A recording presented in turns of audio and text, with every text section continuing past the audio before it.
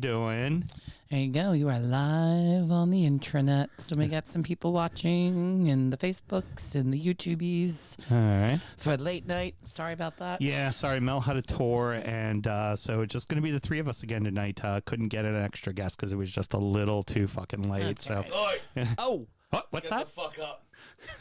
Oh, shit. Just what I thought was nice. You thought it was. You thought it was nice, huh? Damn. We should have fucking beat y'all on Saturday. I'm coming back just like Arsenal did. Okay. Fucking fury. Here he is, boys and girls. He's putting up the Arsenal blankie. I guess And- Graham is done with paternity leave. Graham is back. There we go. It's not hanging very well, is it? Not on Mel's cane, it's not. Not on Mel's cane, it's Well, Not a euphemism either. not. There we go. you know what? It wouldn't be the DU football show if it looked too professional. That's very true. Very, very true. It's just professional enough. Just enough. Well, He's got to get the hair right, of course. Yes. There you go, Hiram. I will unmute your mic. See, again, that unprofessionalism right there. You know, There we go. All right, you want to talk about professionalism? he's intimidated by the young hot freshness. That's what's up. No, Always. I'm not, because guess what I am? Mm-hmm. It's Party Sam. I'm young, hot freshness too. Heard young hot freshness. Lovely. Let's get that all poured, and we will talk about it on the show. Oh, no. All right, Yikes. Okay. Oh, of course, you gave this one to me. good. Oh, damn straight. It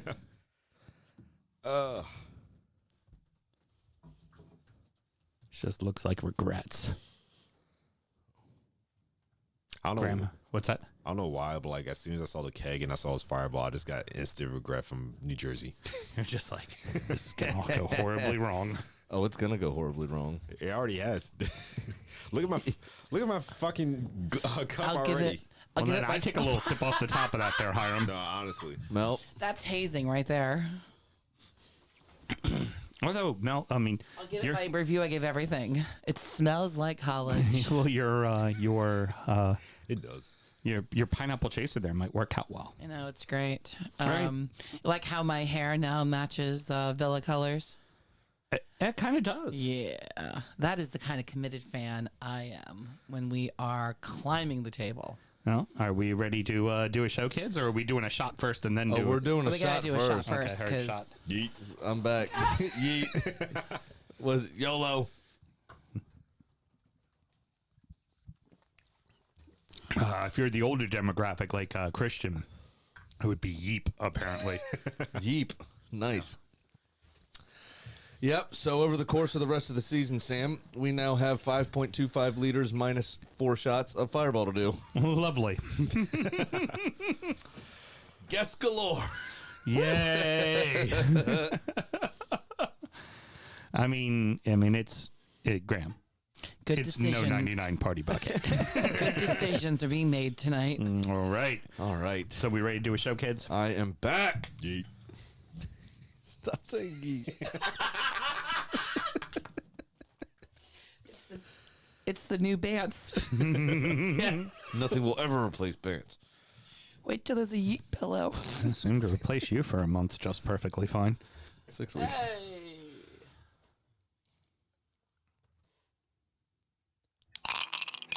Hi, this is Russ Benson. I am a Liverpool supporter, and you're listening to Drunkard United Football Show. You all need Jesus. There's one perfect fit, and sugar, this one is it. We both are so excited because we're reunited. Yeah, yeah. Come on, baby. And Hiram's over here going like, what kind of weird homoerotic shit have I just walked into with you two? Should have been there for the last 16 We're years. start the show. Born in the land of Bowie, Maryland. Bred to be a fan of fucking Everton.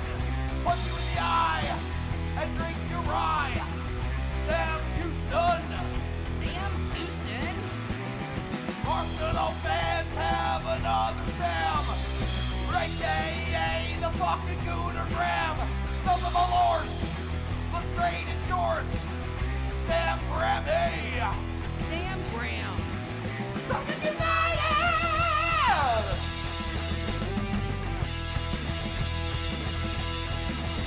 Fucking United!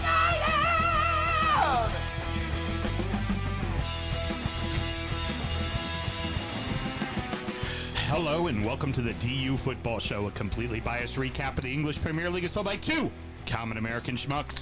I'm your host, Sam Houston, and across the way from me, the man is fucking back, Samuel Graham. Sammy, how you doing? Doing very well, thank you very much. I know Needed a it's nap. three common American There's schmucks still tonight, three of you. but tonight he's back. It's know. got to go back to the original line. But Hiram's still here. A fireball all over my wedding ring. I felt it was. I felt it was only fitting, especially because you two just played each other. And Sam, I think you should be in the same room as your soon-to-be heir apparent. Young hot freshness in the house. Hiram, how you doing, good sir? Yeet. And as always, on the ones and twos, not trusting my instincts or judgments at all, and Never. constantly judging me. Uh-huh. My wife? My lovely. That would be on Soundcheck. Sam, if somebody wanted to find Soundcheck, how would they go about doing it? It's very simple, actually. Patreon.com/DU Football Show. Just sign up to that one beautiful $5 tier. I have missed so much being a whore, so pay me. I'm just glad you don't sound check the show and didn't hear all the Graham impressions Oh, I I did. heard a fair amount of them, actually. And of course, producer Mel, my lovely bride. How are you? Hello. I am fantastic. New hair, new Mel. Oh, I did just changed everything, Yeah. huh? New hair I, TikTok Mel. Yeah, TikTok Mel, you know me. I'm New, just, new hair, same production mistakes. We're recording at the DU Public House just outside the nation's capital. You can check us out wherever you get your podcasts. And of course, streaming live every single Monday, wherever you like to watch streaming services. It's everywhere. Should you want to chat with us, there's many ways that you can. Mr. Graham, tell the good people how they can get in touch. It is at G. JK. What's the word again?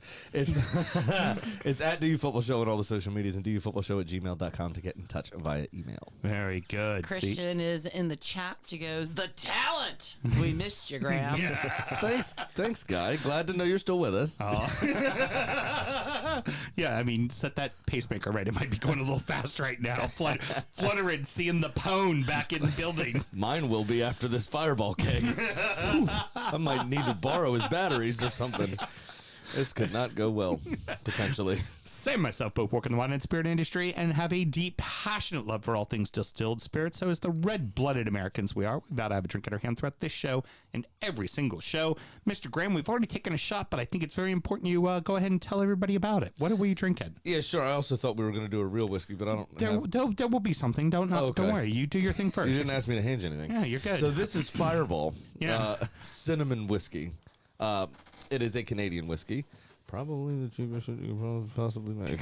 And then flavored like Big Red Chewing Gum. And it is fucking delicious because artificial cinnamon is better than regular cinnamon. Right. It is 66 proof and somehow legally sold as a 5.25 liter. I'll tell you how if you want to know. And it sounds like you do. Yeah, go ahead. There are three pour spouts to this Fireball keg, which makes the inside bladders that feed those pour spouts 3 individual bags. So it is a VAP keg, a value-added package of a keg of 3 separate 1.75 liters, which is a legal size to sell booze. So you think... You want to do another shot? No. Young hot freshness. You think... I'm cool, love me. You think you're trash? You think you're trash? Uh-oh. I am the king of trash. Uh-oh. None of you motherfuckers should ever doubt me. I have a if bad I feeling. want to get something, I will find something. I think I How know much what's did you happening. spend on that? How much did you spend on that? $60. 150 United States American dollars has gotten us Jepson's limited edition Malort liqueur, the pumpkin spice fucking version. Pumpkin. Shit. What the fuck? If daddy wants something, daddy will get something. And that is all there fucking is to it. So which number on Whiskey Advocates list is this? Number 9,564,000. And sniffers, Daddy break yeah. out the fucking The good glass, china. the He good broke glass. out Mama's china, the Riedel glasses for this shit, because I want you all to get all the perfect flavors that come from this. Is there anything perfect that comes from Malort? Nope. Ah, fuck me. Welcome back, Graham. Right? No shit. I mean, that smells like if you threw up in the fall. Here we go. Oh, and you know what? I'm going to give myself a little more. I'm feeling Looks like we're all going to ultimate borrow trashy. Christian's batteries. festive. Need to see that bottle. There you go. Oh, Gotta my get the pumpkin sticker God. too. So Yeah, this is the company that represents Malort. They do a tasting room and bar, and this was their seasonal flavor that they did. I saw the internet. And I was like, there's no fucking way we can get one of these. Thank God. It smells like if Malort fucked a pumpkin spice That's what I'm candle. saying. That's what I'm Oh, saying. Mel already took a sip. You know what this Oh, You know what no. this smells like? Mm-hmm. Me in my 20s. All right, kids, here we If go. a piece of shit liqueur fucked something that drinks pumpkin spice. That was me in my 20s.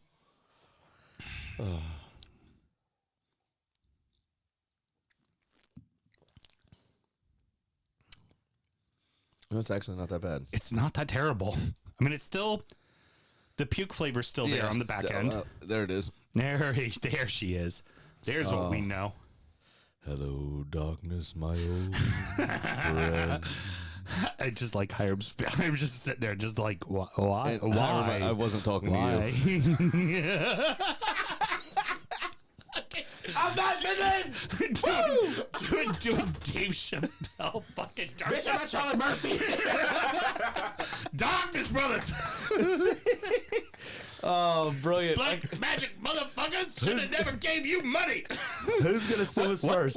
What kind of person stomps on another man's couch? So I was stomping on the couch. Rick motherfucking James, that's him. I'm Rick James, bitch. You Fuck your team. What did the 5 fingers say to the face? Oh, that what the Malort studio. This does taste a lot like Rick James smacking you in the face with the Unity ring. Yeah. Oh, I hate myself. This somehow, I think, tastes worst. Oh, it absolutely is worse. Oh. I think the pumpkin spice covers up the earwax. It doesn't smell that bad. Any hint of No, pumpkin at all. I feel like the bitterness is even stronger with it. I actually get a ton of clove and nutmeg in this, and not too much cinnamon. Yeah, I get same. a ton of clove and nutmeg, but it's Malort. It's absolutely Malort. Uncultured swine. I'll take it. This shit is terrible. All right, fuckers, and you all have to finish it before the show is over. Well, some of you already have. I mean, I might have a second round it. just cause. There you go. That a boy. That a boy. Would you like some Fireball to wash it down? Yes, actually, I would. Please, yes, me too. Me too. Here's his fireball glass. Here's my fireball glass. Oh, the high noon made it worse. Let's get the old keg back up here. There you are, my friends. Oh, Pumpkin spiced Malort. it did not help with that high noon. It made it worse. Again, There you go. to all of you, I say, never, ever, ever doubt my ability to be able to pull something off. Thank you, Big Red. If I want it, I get it. Melissa? One more time for the camera. There you have it. That fireball really did help a lot. Now I've got a bevy of friends who want to try it. I never thought I would go. Thank God for Fireball. When is the whiskey event? November the 18th. I put the. You have to save it for that. I'll definitely save it for some of that. And Someone, Mr. whoever Graham, doesn't bring food or the last person arrives or something, they get the biggest shot. Oh, Mr. Graham, what else do I always need to do? Please remember to drink responsibly. Which is impossible to do when you are drinking either one of the two things we started drinking. Despite a keg of Fireball, drink responsibly. Yeah. I just said you have to drink the whole cake. We Although start. we will. We start with a couple of derbies. The Merseyside certainly didn't disappoint, and there was a London derby that was a tale of two halves. Liverpool 2, Everton 0, Chelsea 2, Arsenal 2. Really, the talking point of this is Ashley Young gets sent off before the first half even comes to an end. I was going to say that 10 of Everton's players played well. Yeah. They played exceptionally played well. like a 38-year-old right back. There's Eaten alive by Doku. Oh my gosh. Or not Doku, Diaz. Yeah. Because that happened to the other 38-year-old. There is absolutely no denying it. The first yellow was a yellow, and the second yellow was definitely a yellow. Yes. The thing I think we all look at and go is, why the fuck did you do that? Yeah. Like, all the commentators, everybody was just like, why didn't you just let Diaz go around you and cross? Like, Well, honestly, of all of the red cards this week, because there were a fair few, I think that was the most obvious. Yeah. Second yellow of the bunch that got called. Let alone the first half. yeah, no shit. we will get on to that, and we will get on to the direct examples later on in the show about that one too. Yeah. Exactly. But I tell you what, Everton frustrated Liverpool. Liverpool only had one shot on target at the end of the first half, and only had one other shot on target until the fucking penalty. Like, Dyche changed up the lineup. He put 10 behind the ball, and the team showed hustle and tenacity and work rate, and they looked as good as you can look in that situation. You're a 10-man side at Anfield against Liverpool. Like, I mean, they played about as well as you fucking could. So honestly, it's when it happened, the only person in the ground it seemed that was happy about it happening was Sean Dyche. Yeah. Right? Even though I'm sure he gave a bollocking to Ashley Young at halftime and again at full time. But that is the stuff that the proper football mans are made from, right? Yeah, That's right. back against the wall, away from home, very hostile environment, in your derby, 10 men, da-da-da-da, right? I mean, I don't know if y'all noticed it or not, but his nipples were harder than when he was outside in the cold with no shirt on. Okay? When that happened. Not going to deny that. And for once, I didn't see him all dry mouth Yeah. trying to figure out what how to not have his lips fall off because he was salivating that much at the idea of drawing Liverpool 0-0 with 10 men at Anfield. And honestly, the midfield of Everton showed a lot of guile, a lot of hustle. Yep. You know, Onana Onana was himself excellent. a Yeah. fucking match. I've Good s- Lord. That dude is counting down the days on a calendar like an inmate.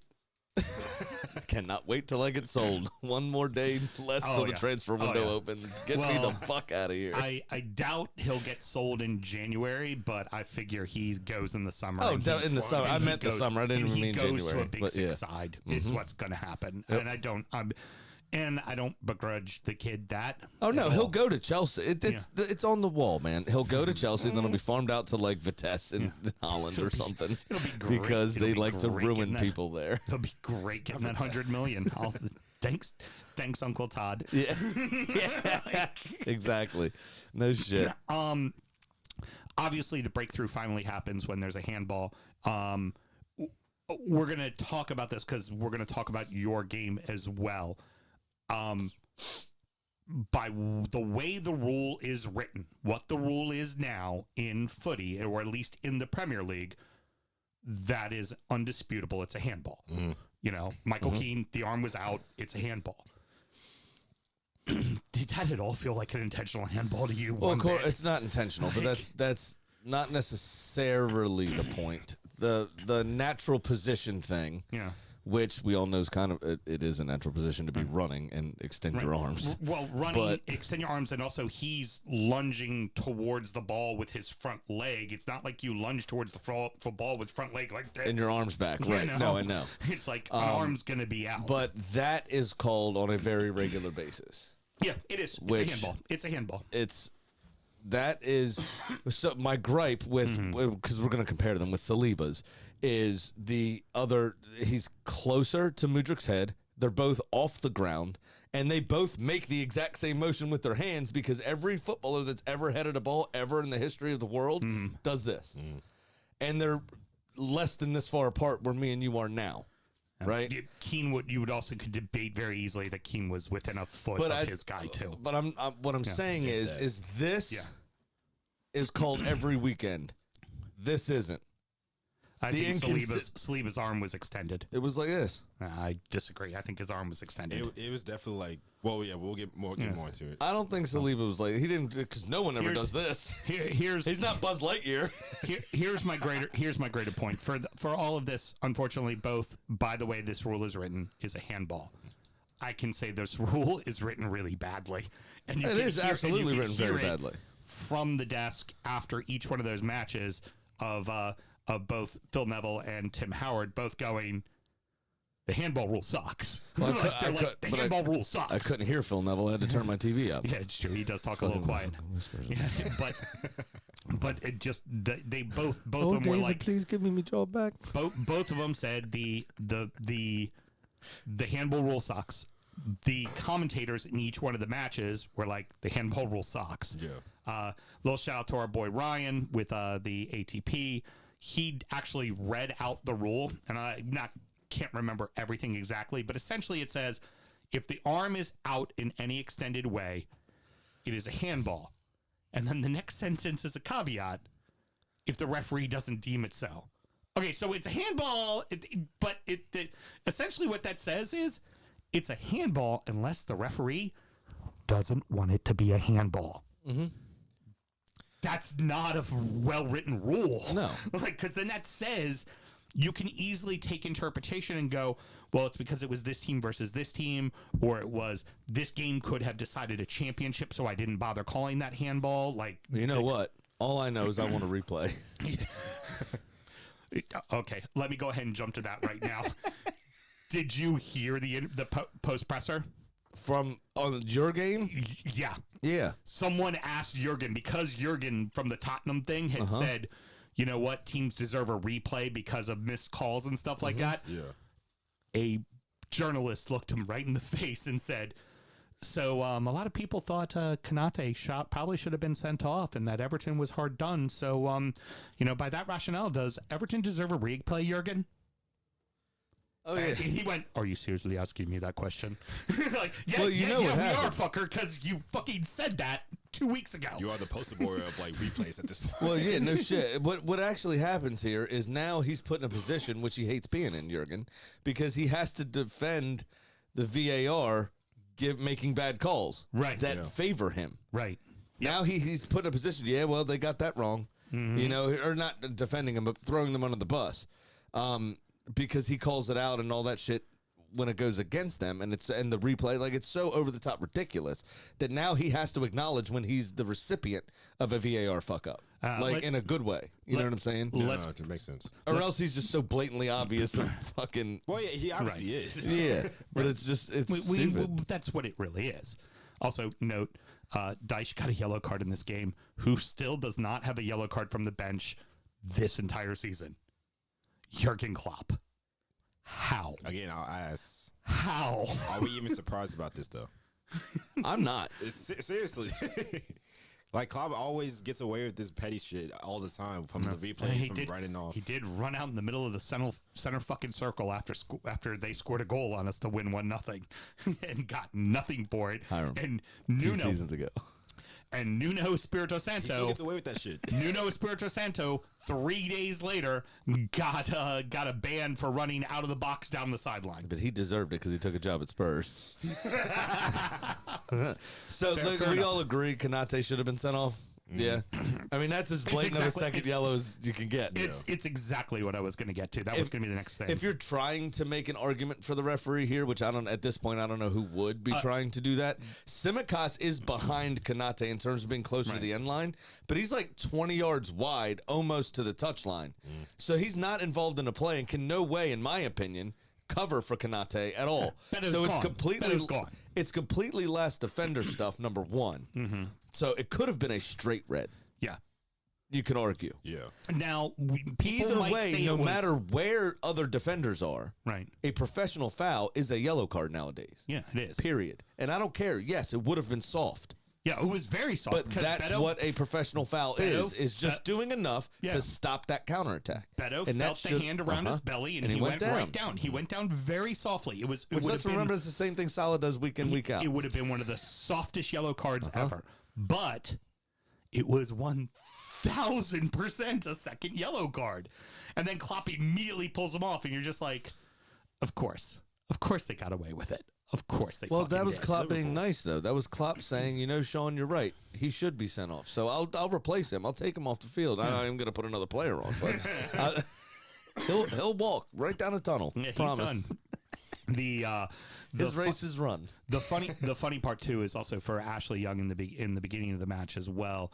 Both of his yellow cards deserved, but we were clearly attacking down the right with Jack Harrison, and Tsimikas had 5 cynical tackles. There was I remember seeing that like a few right in a row. Yeah, We were just like, should have been carded by that what point. point does he not like? Because it's clear that's the route Everton wants to go, and it's clear he's getting beat, so he's fouling him because he's getting beat.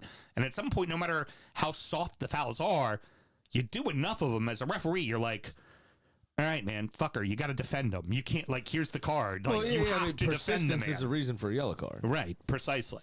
And it was just, You've seen referees. How many times you see a referee point to like 3 different spots on the field? Yeah. Even if it's a soft foul, they'll be like, 1, 2, 3, 4, yellow. Yellow. Because you're persistently just doing Right. that. You're just it happens hacking all the people. time to City players. okay, yeah, oh yeah, you see that because they do a lot of hacking in the middle of the field, like soft hacks that they tend to get away with. Now, final goal, Mo Salah gets the brace. It was just what it was. It was the 95th minute. The Everton was trying to push to get an equalizer, which credit him for fucking trying to do, right? You know, it's for me, let me go ahead and pour my second shot of Malort. I want another pumpkin spice. Do my regular Malort. I'm gonna do something fancy here. It's the fucking derby. It is what it is. We might have to replace these with Sheffield United glasses. Yeah. We rarely win at Anfield, except for that one time. I miss you, Don Carlo. What, in 23 Sweet years? Prince. Once in 25 years. Yeah. Once in 25 I thought years. it was 23 years since it's been done. Oh, maybe that was just the league. Don Carlo. Was that in a cup? No, that was league. That was in Really? the, yeah. That was him. The 2-1 with no fans in the stadium. Wow. Oh. Yeah. Yeah, There's the 2-1. no fans there. Was it even Anfield, though? I say green screen. All right. Like hashtag moon landing, flat earth. That didn't even happen. Co-pites are still gobshites. I'm going to chase it with pumpkin spice. You know what? To help you out real quick, you remember that time a bird shit in Ashley Young's mouth? Wait, on the field? Yeah. Google it. It's a thing. Oh, God. YouTube it. So he's like yelling at one of his teammates. He was playing for Villa at the time, I think. He was like yelling at one of his teammates, like, and then a bird, like you see something right in his mouth. Dare I say those 2 tackles were him taking a shit in his own mouth. It was not a bird. All right. Dare I say that those 2 fouls were him taking a shit in his own mouth. Heard. Yeah, don't disagree. Idiot. Moving on. Chelsea and the Bridge in that start of that match, it felt like the Bridge again. And it felt like Chelsea was up and ready for the match. It felt like Noah's Ark. It was raining so goddamn much. And frankly, that first half, Chelsea frustrated the shit out of Arsenal. They just couldn't seem to get into the match. Yeah. Arteta, I think, actually summed it up pretty well when he said that there was a lot of meaningless possession. Like, we didn't control the ball to try to threaten them at all. By the way, the pumpkin spice did not help the chase shot of my lord. I just got a lot of puke in my mouth right now. Ooh, I know what would. Fireball. There you go. Fireball. But I think he's absolutely right. We didn't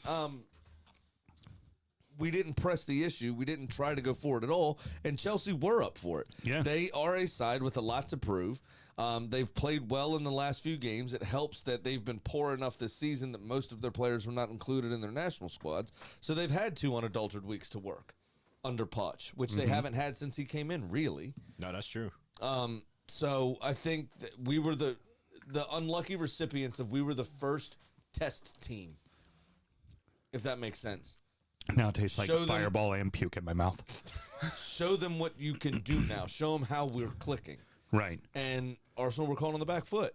And the conditions did not help. No. There was sloppy play on both sides, and it was absolutely fucking pissing it down with rain. That was not like, I love playing in the rain. That would not have been fun. That would have sucked. Hiram, your thoughts on the start of the match for you in the first half for Chelsea? Honestly, I'm very happy to see that we were at, like you said, it felt like Chelsea back at the bridge again. Like we felt like we're back at our own pace and trying to get back to like that same prime where we're like a top 4 team, even though we're still like mid-table right now or whatever. But this is like the start to say like we pretty much dominated possession, like what 80 minutes of the entire game pretty much until just Trossard made that final goal, that equalizer essentially. I really think that this is showing good promise, especially with Cole Palmer. Me personally, I think he was probably our best player that game. I want to know what the spat was with Raheem Sterling and Cole Palmer over the. It was Because really obviously most teams have a hierarchy of who's supposed to take pens, right? And Cole Palmer went and got the ball like that's supposed to be him. And Raheem Sterling came up and was like, give me the fucking ball. And he was like, go fuck yourself, old man. And I actually heard about this. Like, it was actually like, yeah, it was between Sterling and Palmer, even though, like, Palmer, of course, is like the younger person, fresh face and everything. But Sterling is someone to prove himself at the same time. But at the thinking about it, Palmer is more clinical from the spot than Sterling is, even though he hasn't had as much opportunities for sure. But also, like, even Enzo came in and was like, no, Palmer's the guy to take this spot. Like, let him step in and fill in. And that's basically what he did. He put it in a good position for us to get that 1-0 goal. Yeah. Also, by the way, Mudryk didn't mean that. Oh well, that's what I'm about. That's what I'm about to get to too. Is So we win 2-1. Is what you're saying. I really want to fucking replay. Well, no, if it is 1-1, let's be real. with the Mudryk goal, Sam, do you think now Arteta has a decision to make? Because in the City match, Raya made some big mistakes that fortunately didn't cost him. And this goal, the Mudryk goal, was absolutely 1,000% because Raya was out of position. Raya was in the wrong position. He was in the wrong. Do you think that he goes He was in the wrong position multiple fucking times in that game. Right, because let's look at this. Because Ramsdale didn't do anything wrong to lose the job. Now, you would have been proud of me because I was at the Abbey with our boy Rob celebrating his birthday. And the bar was quiet because David Raya fucked up. Yeah. And there was a time when a through ball was played. He started to come out, could have easily gotten to the ball, didn't, and then got lucky the Chelsea player dwelled on it and was able to pounce on it while the ball was at his feet. Do you remember this? There was multiple opportunities for that. And I was the only person in the bar that was like, fucking go to it. Like, that's your fault. Right. Right? And then everybody's clapping the save. I'm like, don't clap that. He fucked up. Right. That he got lucky. Do you just? I want Ramsdale back. I tend to agree. If you're trying to send a message to Ramsdale, fair enough. He didn't have a clean sheet the first couple games, and he was the goalkeeper when we drew to Fulham, I believe, wasn't he? Yeah, but he didn't make mistakes that led to it. You know, fine. You want to bring in the guy you brought in the summer, somebody you think whose distribution is just that much better, or whatever that makes you want him instead of Ramsdale. Fine, do that. But now you've also spoken about wanting to change the goalkeeper on the 68th minute potentially, if that's going to help the team or whatever. Like, you're not afraid to do that and all this kind of weird shit that no one ever does. Okay, well then says. Why didn't you do it in this match? Then you know what? Next match you should be dropping David Raya for the mistakes he's made in the previous two and giving Aaron Ramsdale to start again. And sending the message to Raya, like, if you want to be the number one, stop fucking up. And if Aaron Ramsdale keeps a clean sheet and goes well, he should play the next game. I'll be honest. I think if Ramsdale didn't have like his whole family situation with like him having a baby and everything, he would have played this game. That's the only reason. I wish, yeah, but he wasn't even in the squad for this game. And what Hiram's alluding to there is he had his wife gave birth. Right. I don't know if it was on the Friday night or the Saturday morning, but they had just recently had the baby, and he was granted leave to stay with them. But like I said, like even if that wasn't the situation, I definitely think he would have been chosen for this match because, like you said, like Ryan definitely has made the mistakes, but he also is more. He's not as much of a shot blocker as Ramsdale is. Ramsdale definitely is a good distributor, but Right. he's not the Raya's same. better with his feet. Yeah, Raya's better with his that's feet, the yeah, only for strength sure. he has over Ramsdale. Ramsdale's probably more of a better all-around goalkeeper than Raya, in my And opinion. as we've learned with United, being good with your feet doesn't mean you can stop a fucking shot. Well, yeah, but and then Like- that's true. And also, besides that, and we're going to come on to it soon. There was more than one occasion in the last couple of games, the Champions League game included, where David Raya looked like Neto. Yeah. What he did down at Bournemouth and Wolves Yeah. when he gave the fucking game away. Right, precisely. So I mean, it's only a matter of time before he kicks the ball into somebody and ends up in the back of our own net, So and we get laughed at like Ben Foster. I want to finish up in a second with some of what happened for the end of the match and the comeback from Arsenal. But obviously, Champions League, there's kind of a rotation. There's a way that a manager will do things with their Champions League squad versus their league squad. Your next league match, if Ramsdale is not in the net, is that a message that just Doesn't Arteta's matter, you're not just not gonna get in? You're not going to get in. Do you think that's the message that's sent? I don't know that that's the message because he did also say something very strange, Arteta, in much of the way you would imagine Pep saying it, which is funny. And I'll get on to in just a second. But he's saying the right things in terms of I love him. He's a valuable member of this team. He's this, that, the other. He's a very good goalkeeper. He's fantastic. He was excellent last season. This, that, the other. We still trust him. And there is supposed to be a genuine competition for places. That's fine. I don't mind that they signed David Raya. What I mind is he's now fucked up 4 or 5 times in multiple consecutive games. He shouldn't be starting. He should not be starting now. There should be a message sent, much like if Jorginho went and did something stupid, which he did do against who's the game where he got the ball taken off of Fulham. Yeah. He didn't play the next game Right. when he dwelled on the ball and whoever pounced on it and they went down and scored. Yeah. And that was their 2-1 goal Right. when they started their comeback. He didn't play the next game. I don't think he played the game after. You're right. And if he did, he got subbed on late on. Right? So why is that same principle not being applied to the goalkeeper in the same way that you want competition for places in every position on the field? Yeah. If Arsenal went and grabbed a center forward to battle Gabriel Jesus and Kedia, nobody would have batted an eye. If they went and grabbed a right winger to battle Saka for that position, nobody would have batted an eye. No, not one They bit. wouldn't have questioned anything. Right. Right? So going and getting Raya for me is not a problem. That's completely fine. You want that competition. But you have to now send the message that it is a fucking competition. Right. Precisely. That's precisely what my you point. have to do. And if you don't send that message, if you don't drop Raya for the last game, you risk the fans turning on you, and you risk Ramsdale himself turning on you, not being as focused anyway. So when you do need him, or when you do want him, He ain't fucks gonna be off there. because he Yeah. isn't, because his head's not there. Now, the one thing we have to credit Arteta for, he used his bench fucking perfectly, and they all had an impact on how the game turned for you. Was the subs he put in? The second half was much more open. Both sides had chances. I think Arsenal controlled a little bit more of the ball. But much like in the first half, a lot of that was in the middle third. So it wasn't really great possession. It was just kind of useless possession. But we did probe and prod a bit more than we did in the first half. And Chelsea seemed to want to protect what they had, which allowed us the ability to get into those spaces.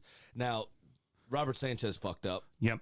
100%. Great hit by Great strike by Declan Rice. That was beautiful. But if you're Robert Sanchez, Declan Rice should never be in that position in the first place because you should have collected the ball or distributed the ball properly. I forget exactly how it happened, but you shouldn't have.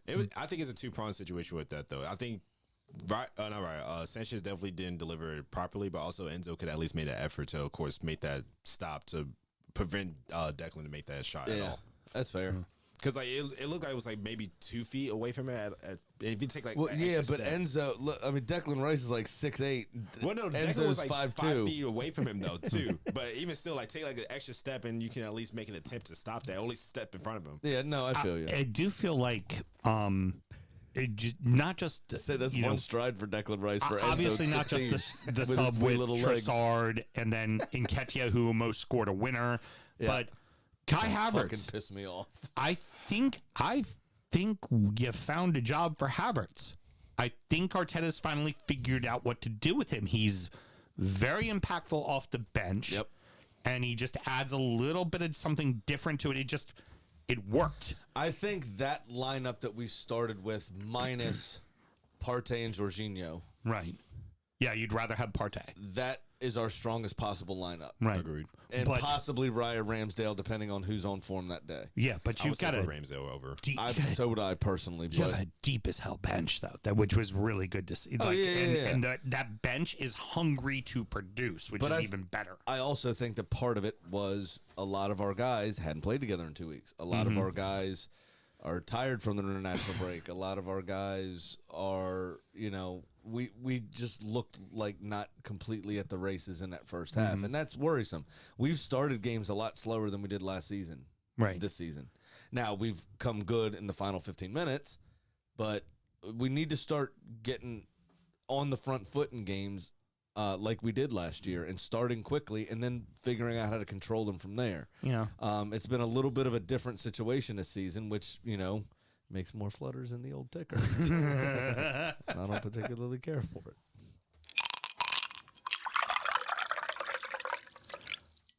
Two clubs fighting for Europe had commanding victories at home. Newcastle 4, Palace 0, Aston Villa 4, West Ham 1.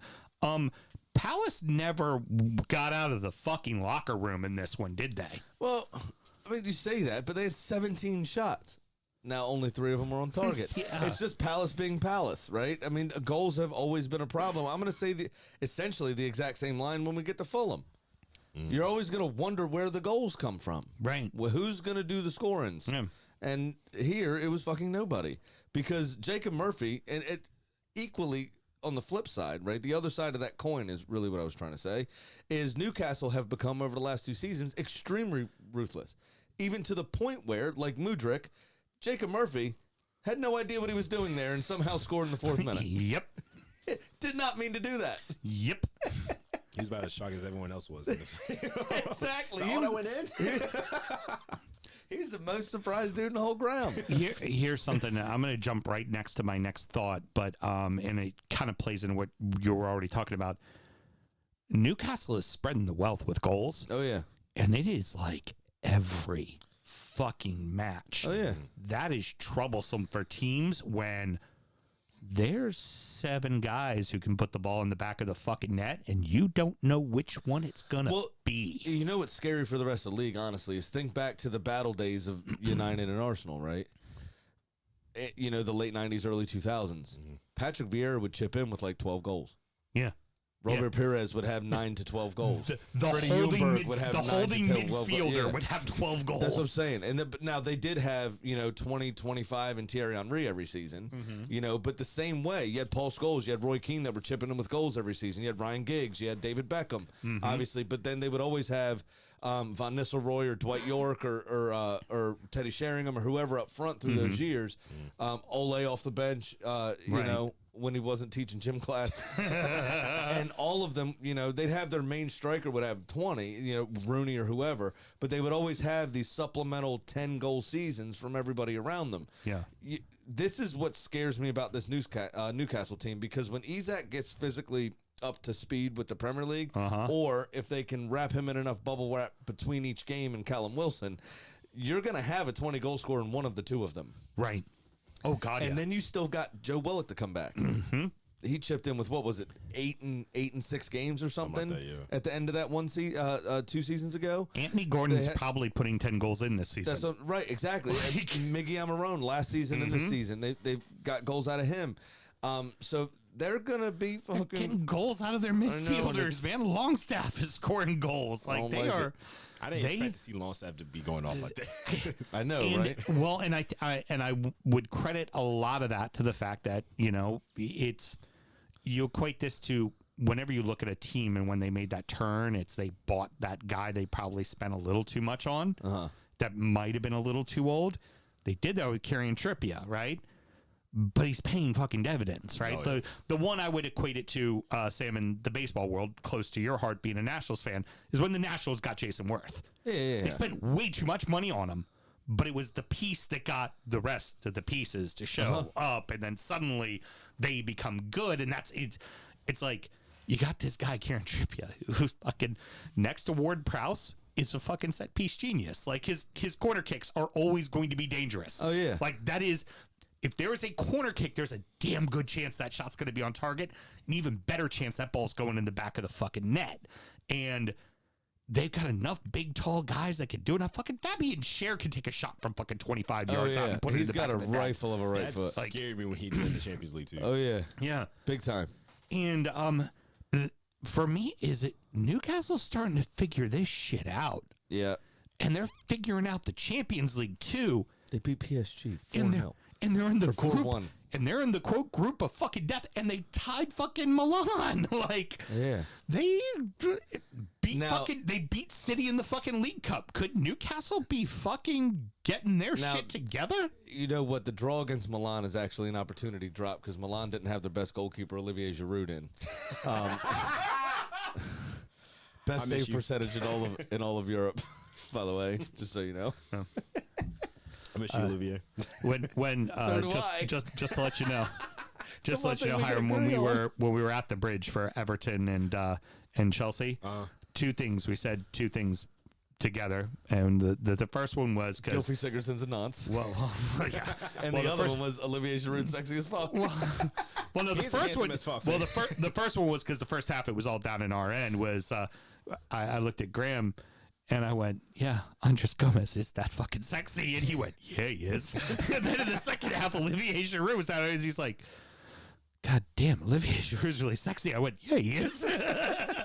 That's one handsome motherfucker. Yeah, both of them. Andres Gomez too. I forgot about him. Where'd he end up? He's still with our club. was gonna say, he He's don't hurt still- we're just stroking a check for fucking $75,000 a week, just fucking writing that check. No wonder that wall got put up in front of that chair. Wonder why we had to get money from 777 to pay the fucking bills. Yeah, I mean, I gotta say, this is Newcastle supporters should be feeling pretty fucking good. This team is, definitely. you know, they had the big win against Villa at the start, but then they were kind of slow out of the gate. But this team gonna be all right. I don't remember that. You know, you know who Sean Longstaff reminds me of? It's Scott McTominay. It's like if you ordered Scott McTominay off of Wish.com, but then I remembered Scott McTominay, the McTerminator, is Scottish. So it's just like you ordered a standard regular knockoff. Yeah. All right, keeping it rolling. Villa, big shout out to Oh, every. Palace were shit, by the way. They- Probably should mention them at some point. I Sorry, said Brad. they never got out Hi, of the Brad. dressing. Hi, Brad. I'm back. They never got out of the dressing room. I felt that was about all Palace deserved for the conversation this week. I just want to make sure I called Brad out. Big shout out to everybody at the Abbey in Fells Point, the host bar for the Baltimore Hammers. Yeah, and Roger from Kansas City. Great time hanging out with him. Came in, and Scotty, who's part of the Drunken United FC group. God, it was. and I don't think I've was met Scotty in person before, have I? was fantastic. Everybody know? was. Yes, Scotty. No. Have you ever seen your? Yes, I know. Not Scotty Eurotrip. doesn't. Scotty, it was It Euro was trip. Eurotrip. Yeah, You Scotty ever seen doesn't Eurotrip? know. Scotty doesn't know. Scotty No, doesn't West you never Ham. heard that? West think I've Ham seen Scotty. Matt Damon sings the song. It's pretty West fabulous. Ham Scotty, as soon as we walked in the door, walked over and greeted us and was like, "Hey, welcome." Bartender came over, and because Nice. I wore my black McGinn jersey, and Jay from Baltimore wore his green. Because we were both like, yeah, we don't want to show up in colors. same, sure. But you know, the bartender came over to us. He goes, "You guys could have worn your colors." And Jay and I were like, "Yeah, but we're good." Jordan as well was fantastic. He's a good dude. I'm forgetting Yeah. the name of the brewery he works for, but you've had their Stacy's mom. Careful. The IP, the Carly might be watching. yes, the IPA. Yes, Stacy's yes, mom. yes, yes. He works His with them. brewery, Yeah, okay. it's In his brewery. Pennsylvania. Yeah. Yes. So he's gonna get us. Eagle twin. Evil Yeah. Twin, yes. Yes, Yeah. it's going to get us a few things as well. Oh, So- I told him we do beer reviews and we wanted to pull him in, and he was like, "Fucking great." Oh, but Finally, this job's starting to pay off. Minus the, I'm just looking at the Patreon money going for the Fireball keg and the Malort. I got to put in a receipt for that, don't I? Patreon.com/GU Football Show. Thank you very much. Sorry, I was whoring while you were gone, so it's a hard habit to break. It's all good, no problem. And all three of the Abbeys have great cultures with their three clubs. Yes. You know, obviously the Abbey and Fed Hill with the Gunners is just, that's kind of the gold standard. But tell you what they do in Fells with the with the Baltimore Hammers is There's a fucking lot of solid. And Allen's crew with the And they can't sing Mobtown Forever Bubbles Magpies for Newcastle at the Mount Washington location. All three of them are fucking class acts. They're And just all great three to go supporters to. clubs are class acts as well. super fucking nice. Coming over, hanging, high-fiving, going, hey, you know what? Good match. Fuck you, like with love. And it was, I had such a good time, and I was very grateful. And I'll be honest, I covet that. I hope Lindsay, Cole, and I can build that, because it'd be great. I look at that and I was so jealous, and it made me want to switch. No, I'm just kidding. Just kidding. Here is something I think we have learned so far in watching Villa this season. And Watkins fucks. Yes. And Douglas Luiz fucks. yes, very much so. Unai. Yeah, Unai, yes, definitely. he fucks. Unai fucks with his vest on. And Tell you what, here's, Unai doesn't fuck, the dentist. all right, anywho, here's what we have learned in West Ham. Necessary dig. West Ham learned the hard way. Bring it all back down to earth. Do not get into a track meet with Villa. Nope. Especially with the pace of Diaby, With Diaby, the pace especially. of Watkins. Bailey. Leon Matty Bailey coming off the Cash. bench. Not. I mean, that's, and after the first half, after it was 1-0, and then they tied it up 1-1, we're watching this almost pinball kind of really fast-paced match, and you were just like, you just knew, you were like, Villa's gonna start scoring. Matty Villa's Cash gonna was get 'em. denying payments on defense all night long. Cash savings.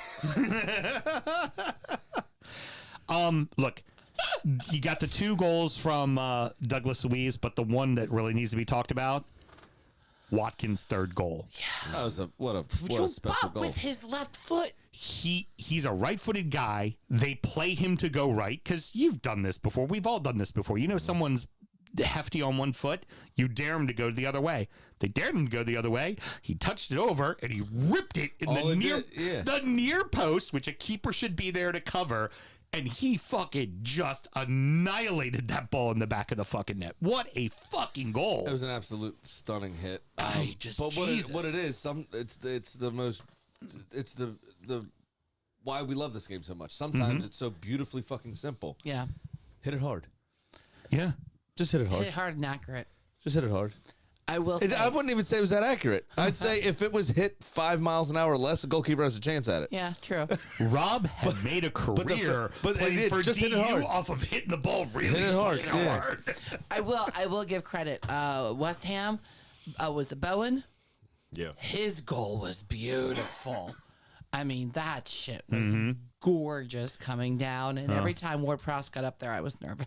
But for it just seemed weird that Moyes allowed his team to get away from the game they play. Yes. And they tried to play an open game with it. It was just No. like, this is not going to go well for you. What I will take from that second half, though, for both teams is the people that you want scoring scored. Like Jared Bowen got on the score sheet. Right. You want him to get goals. The only thing that was missing was a 4-2 loss with Antonio being also on the score sheet. Right. But the people that scored, that you want scoring, scored. They all played their part in that second half. Because the first half, honestly, was a little testy here or there. Now, Villa, I think, controlled most of the game. Yeah. But ultimately, it was kind of won There were and lost. chances. Yeah, there were chances. There were a few chances, but it kind of was won and lost in that middle third. Yeah. Kind of the same way the Arsenal-Chelsea game was in that respect, where it was a little sloppy both sides here and there. It was a little this, that, the other. One side obviously cared a little bit more than the other one, and then they go into halftime with that lead. Now, Chelsea got lucky on the Mudryk goal, and I think Villa struck the post in the first half. Yes. So it could have been a very similar story in that respect, where it was 2-0 going in. Right. But I mean, Villa just came out flying. What I do love about Villa, and what also makes me a little bit nervous, to be honest with you, and the top 6 overall might be changing into a top 8, where you can interchange almost anybody. We talked about that a little bit last week. Is what Unai Emery said after the game. Douglas Luiz played very well today, but Douglas Luiz got a little bit too relaxed after he scored a goal, which he tends to do, and he needs to stay hungry, and he needs to stay focused, and he needs to do this, that, the other. So the demands and the expectations on the players are so much improved over what Steven Gerrard was doing. And they want to play for him. Like, that's what they enjoy playing for him. They relish him. But it's obvious. And, you know, anybody that's watched the Beckham documentary so far, just hearing the way that Sir Alex brought David Beckham back down to earth, despite what he was doing on the field, with all of the off-field antics, with not antics, but, you know, this newfound stardom and all this kind of stuff, is, you know, Sir Alex called him back 5 days early from his fucking honeymoon. You know what I mean? Just being a dick. Right. Douglas Luiz scores 2 goals here. He's like, yeah, but he didn't track back. You know what I mean? Like, just that's elite level stuff, and that changes the mentality of a club. You know what I mean? Yeah. Now, boys, final question here, and we'll move out of this segment is, should the top 4 be worried about Villa and fucking Newcastle right now? Because 1 in 80 odds. I looked it up, y'all. Villa to win the league. 1 in 80. We already have our I want thoughts to on place that bet, y'all. We've already had our thoughts on Brighton, and we'll be talking about Brighton in the next segment. But I just really want to focus on these two. Hiram, to you first. Should the top 4 be worried about these two? Yes. 100%. Yeah, I think so. More so Newcastle, especially because of the depth that they have for sure. But Villa, of course, with that, especially with that front 2 and that pace and the amount of just like raw athleticism they have, especially with like Watkins just coming out of nowhere. Villa's 2 losses were at Anfield and at St. James. So you really those are games you try to play for a draw, but if you lost them, it's not the end of the world. But how do you play against them when they're in your building is what ultimately matters. But they feel like a team that's going to be in the hunt. They definitely are. They're definitely a top 5 team for sure. But as far as like that 4th team trying to figure out who is who, like, I got war paint. Oh God. I would say like between for me that 4th and 5th spot is definitely going to be like a 3-way tie between like Villa, Newcastle, and Liverpool for sure. It's just a matter of like that final stretch, like we talked about Liverpool. last You don't week. think Spurs going to fall off? No, Spurs is probably going to be as consistent as possible. It's going to be a 3-way tie or a 3-way race for the first place for sure throughout the season. And I mentioned this throughout the entire show. He's already said that multiple times. Mr. Graham, Villa, Newcastle, does the top 4 need to be worried? Villa and Newcastle. Newcastle have obviously already breached the top 4 because they're in the Champions League. I think if you're talking about the traditional Big 4, I think this season will be beyond Chelsea because it's just it's starting clicking and it's too late to start clicking. Yeah. Right. Like the old adage, you can't win the league in September, but you can surely lose it. Yeah. You know what I mean? I think they've started slow enough that the top 4 might be beyond them. I think they'll be back in the Europa League for sure. Yeah. If I were to clock the team that's going to miss out to bring in Brighton from the next segment, I think Brighton will be the ones that miss out because I think they're going to find it difficult to juggle the competitions. I think Villa will be fine in there. I don't think they're going to crack the top 4 this season, but whoever is in 4th going into those final 10 games of the season, I think whoever's in 4th would need to worry about all 3 of those clubs. Liverpool. We're at 19 points. It's only 9 games in. I know, but you're saying we're not going to crack the top 4. Tottenham's sitting at 23. Arsenal's sitting at 21. Liverpool's at 20. We're at 19. And then Newcastle, Brighton, and Manchester United are at 16 and 15. I absolutely think we're cracking the top 4. I didn't say we're going to be a real contender, but we're absolutely making top 4 at some point this season. It's going to be tough with Newcastle up there, though. That's the only issue. Newcastle, like I said, have already done it. They're there. But whoever's in that 4th spot will absolutely have to worry. But I think it's good especially with the extra competition, losing Tyrone Mings, so a big part of their depth. I think they're going to be. They may just miss out and may be back in the Europa League. Well, I can tell you this much. We know now that the Ultimate Warrior certainly fucking thinks they're going to do fine. Can I just point out everybody says I'm shit at betting and she wants to go throw a $5 down on an 80-1 odds? Yeah, I do. All right, we're already in an hour, kids. Rounding out the rest of the league, so that happened. Wolverhampton 2, Bournemouth 1, Brentford 3, Burnley 0, Manchester City 2, Brighton 1, Forest 2, Luton 2, Man U 2, Sheffield 1, Tottenham 2, Fulham 0. In the Gary O'Neill derby, Wolves find themselves victorious. The Cook red card. What the fuck are you thinking? Idiot. Absolute fucking idiot. Everyone knows the minute you push at all with your head, it's a fucking red card. It's a fucking red card. Especially when it's on that Korean guy. Because that Korean guy is surrounded day in, day out by all Portuguese diving cunts. And that's what happens when you have a person surrounded by Portuguese diving cunts, is that little wee brush along his cheek, he went down like he got shot in the face. I mean, certainly not as bad as Kane went down against Decore last year with the Spurs and Everton match. No, that's true. But You would have now, thought Kane had died. I would have gone down like Kane did, because remember what, 4 games before that, Decore choked a bitch. Yeah, he did. So I wouldn't want to get to that point either. Decore pulled a Wade and Brady. That was for damn sure. Yeah, I'm fetal position all day as soon as Decore's coming at me, and I'm hard.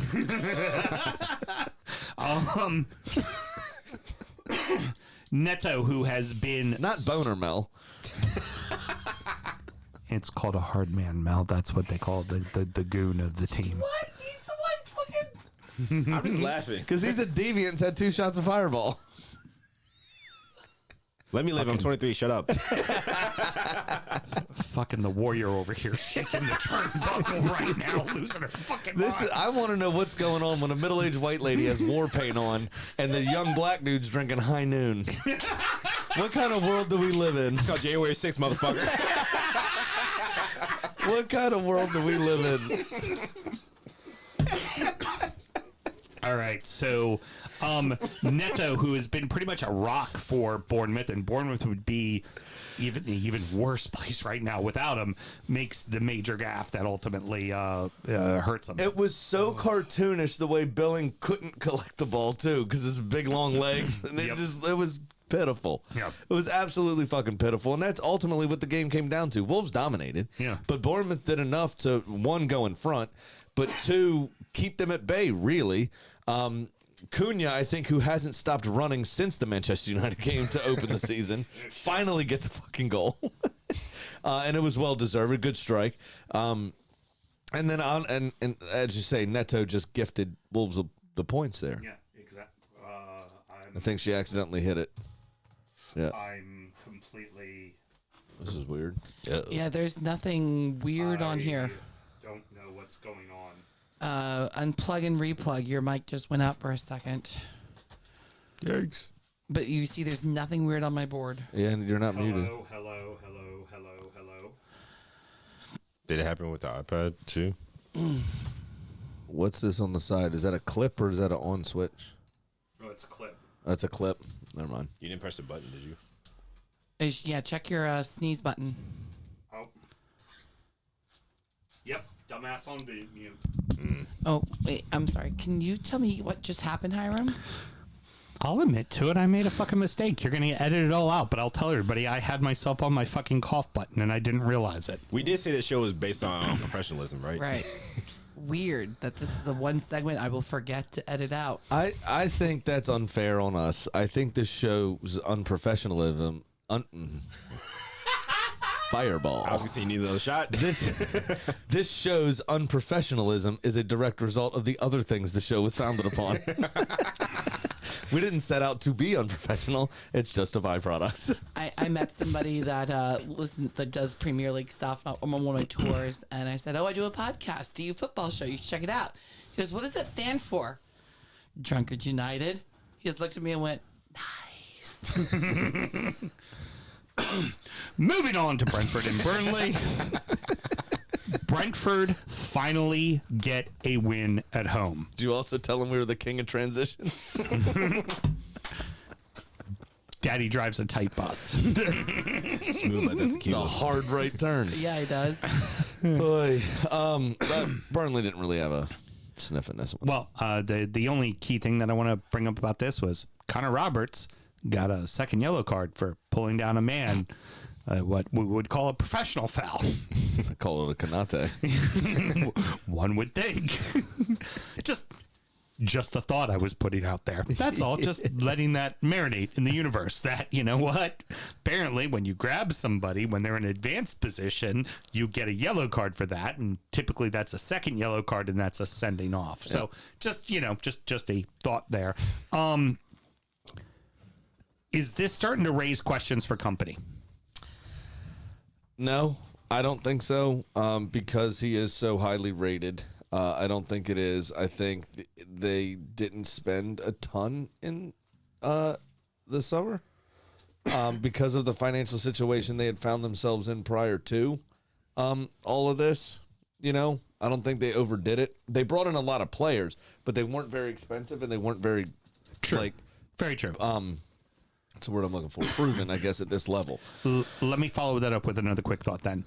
And this is something Hiram and I talked about, is you have a process, a system you want to work, and this is what you're doing, and they're doing it.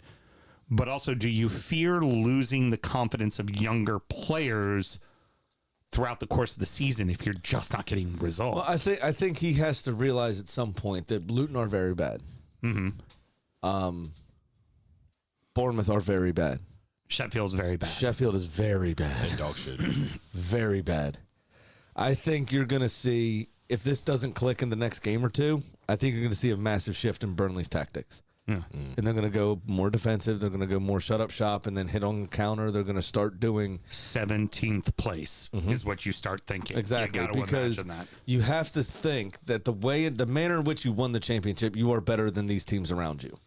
As you should be. Period. So you're going to have to make a move, though, is what that means, is you're going to have to make a move. Yeah, because I feel And like you could Bournemouth lose are those kids. dog You shit. could really lose those kids' confidence Oh, yeah. if you don't. If you kind of keep to the system and they kind of keep getting beat at that system. You could ruin them. Yeah. Keeping it rolling. City have a very quick start. Get them up 2-0 within 19 minutes, which we've been talking about since you've been away. It seems like the way you get Bournemouth is you come right out and you punch them right in the fucking nose. And they have a hard time with that. Saw that with the couple of losses they had this season. You saw that at the end of the season when they lost badly to Everton. It's just, if you come out and you punch them in the face, they don't know how to respond. But they came back and they had a fighter's chance. They really did play City hard. And Akanji grabbed a guy and pulled him down and got a second yellow card. Well, James Milner didn't receive a yellow card, and he put in a tackle that I like to call the Ashley Young. Yeah. Well, over on the side on Doku. But Akanji... Do you know what's funny is Yeah. Doku could have been James Milner's son. They were so far apart in age. Jesus Christ. Technically. Now, James Sorry, Milner would Ross. have been a very young dad. But, because I think Doku's 21. Yeah, James Milner's he's 38. Early 20s, Yeah. yeah. So he could have been a 17-year-old father. We see that a lot in this country. It's physically possible, and that's scary. Very. Sam we found out weird. last week. Hiram's father's younger than me. Yeah. Yeah. Everyone's younger than you, Sam. Thanks, appreciate it. Also, black don't crack. Yeah, exactly. I mean, numbers do. but Akanji Sam, So he'll look like this till he's 70. Well done, but can't stop the number from moving. Akanji Sam grabbed a guy and pulled him down while he was in an advanced position. He got a second yellow card for that. Yeah, he did. It's just a point I want to make. It's just a point I want to make. I mean, Brighton just, it took them to the last 20 minutes to do what they normally do to teams. And really give a good account of themselves. But City never really looked like they had to get out of second gear. No, they really Brighton, didn't. for the first 75 minutes just weren't at the races in this one, and City cruised. I think we're seeing them. We thought they were missing Rodri. They definitely were. Oh, God, yeah. But definitely. This kind of double holding midfielder they're doing, or using Bernardo Silva as a pivot, is just not working. They need to get him up in the 10 slot or Phil Foden into the 10 slot and have one of the two of them playing a De Bruyne role, because this kind of mishmash of switching and rotating isn't fucking working. No. And Haaland is not going to drop deep like Aguero or like Kane and help create things. He's just not going to do it. Haaland's going to can't stay do up. it. He's going to stay up high, and he's going to look for you to pass it into the lanes, and he's going to get himself in the box. He's Now, going he did get himself a goal in this game, and well done to him. he's But going to put himself in good positions. that seems to be all he's good for, That's all he offers. which is fine.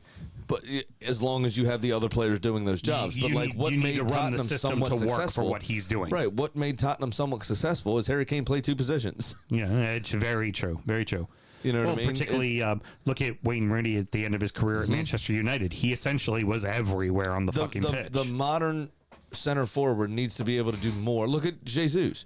The modern center forward needs to be able to do more than what Haaland does. Right. He's, a striker from 1976 that's playing in 2023. He's but- literally just a goal scoring and physicality. That's it. And that could prove to be one of the reasons, because of this De Bruyne injury, why City don't win the title this season. Yeah, but if you play the right 'Cause system, they seem to be a one-trick pony, but if you which play- is crazy to say about a Pep Guardiola it's team. true. Very true. Without that master key of Kevin De Bruyne to unlock, Right. special abilities of everybody around him. Kevin De Bruyne is like a Game Shark cheat code. I was going to say, here's Graham over here going De Bruyne, left, up, A, B.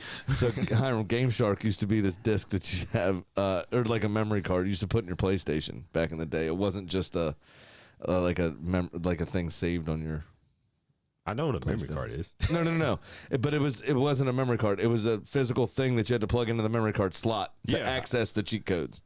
Oh, for real? Yeah, back in the day. Damn. Yep.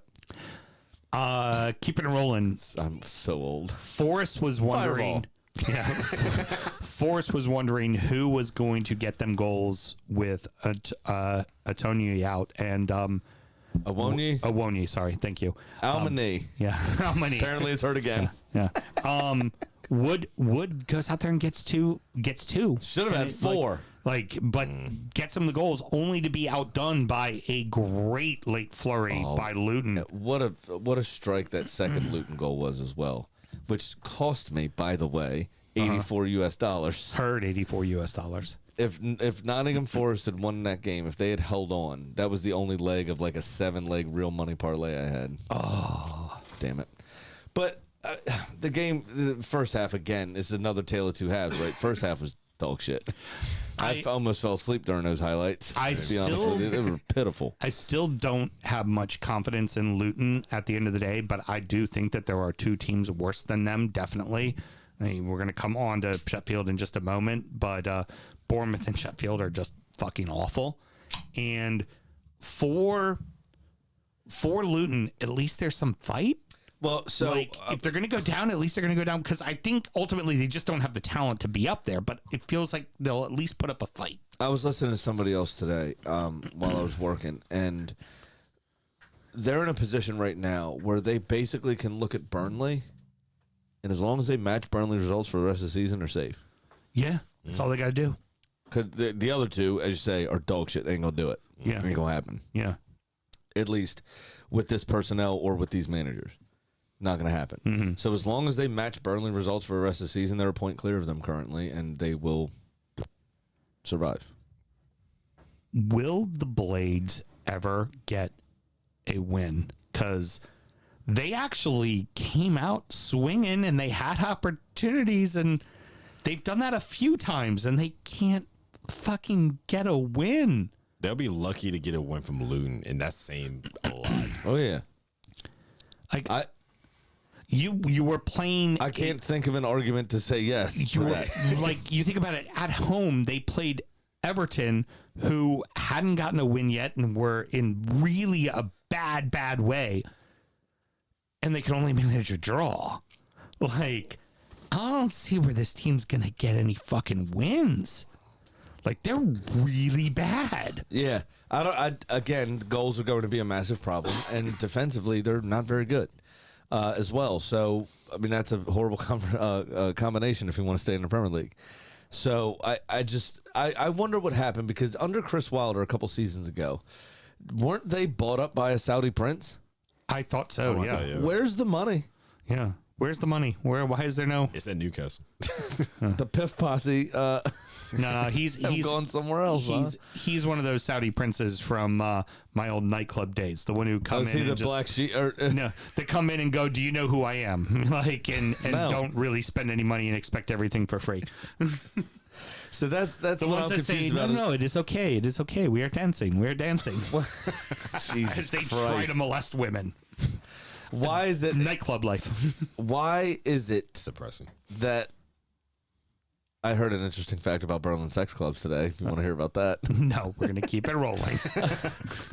Save that for injury time. God damn, I was about to come in. It's like, that's the kind of conversation for injury time. www.patreon.com/patreon.com. Got all that. so where's the? What I want to know is where's the money? Why is there no investment Fine. in them? I don't know. It baffles. It boggles the mind.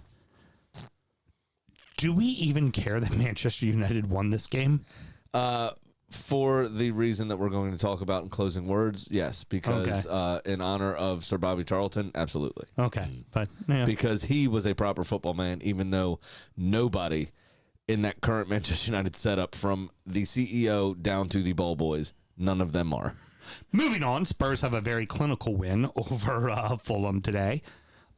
Great goal by Son. I mean, and he's back in form. He is really He's firing. back in form. It's a shame. Well, the children are happy. No wonder Andres Gomez can't play, even though he's collecting a check. It's more like a disability check for anxiety and depression now, isn't it? Than it is his wages. Yeah, but you wake up in the morning, you look at that bear, and you go, "I'm this." And I've got 70 grand. Exactly. I just got 70 grand this week. It's just, I mean, it's the only word I wrote down is I had to listen to this on the radio while I was taking my uncle to the train station. It was comfortable. Yeah. It was just comfortable. Fulham didn't really offer much, minus that ridiculous tackle Paulinho had in the first half. It was comfortable. Yeah. Well, Because whoever he hit, I think it may have been James Madison. He was very uncomfortable after that tackle. And Madison's goal in the second was a beaut as well. Just a great back There and was a forth. few. I mean, he's operating on a different level right now. Udogie had a in the first half, because I was home for about 10 minutes before I had to leave. I had it switched on television, and I don't know if you remember free kicks very early in the game. And James Madison is right-footed. Udogie's the left back, was kind of behind him to the corner of the box, and so you could see him out of his peripheral, but not like. He wasn't looking at him, and tried a no look from the free kick. And I don't think they drew it up on the training ground because Udogie had no fucking clue that ball was coming. The way he moved his body to try to receive it, and the manner in which the ball hit him and bounced the fuck off like 30 yards, he had no clue that thing was coming. It was very funny. And James Madison looked at him like, "What are you doing?" He's like, "No, bro, what are you doing?" Yeah. Like, Nobody drew that up. We didn't talk about that previous to this. you just need to be ready for it, bro. Come on, bro. So I'm saying James Madison's operating up here. Not hard. Fireball. Yeah.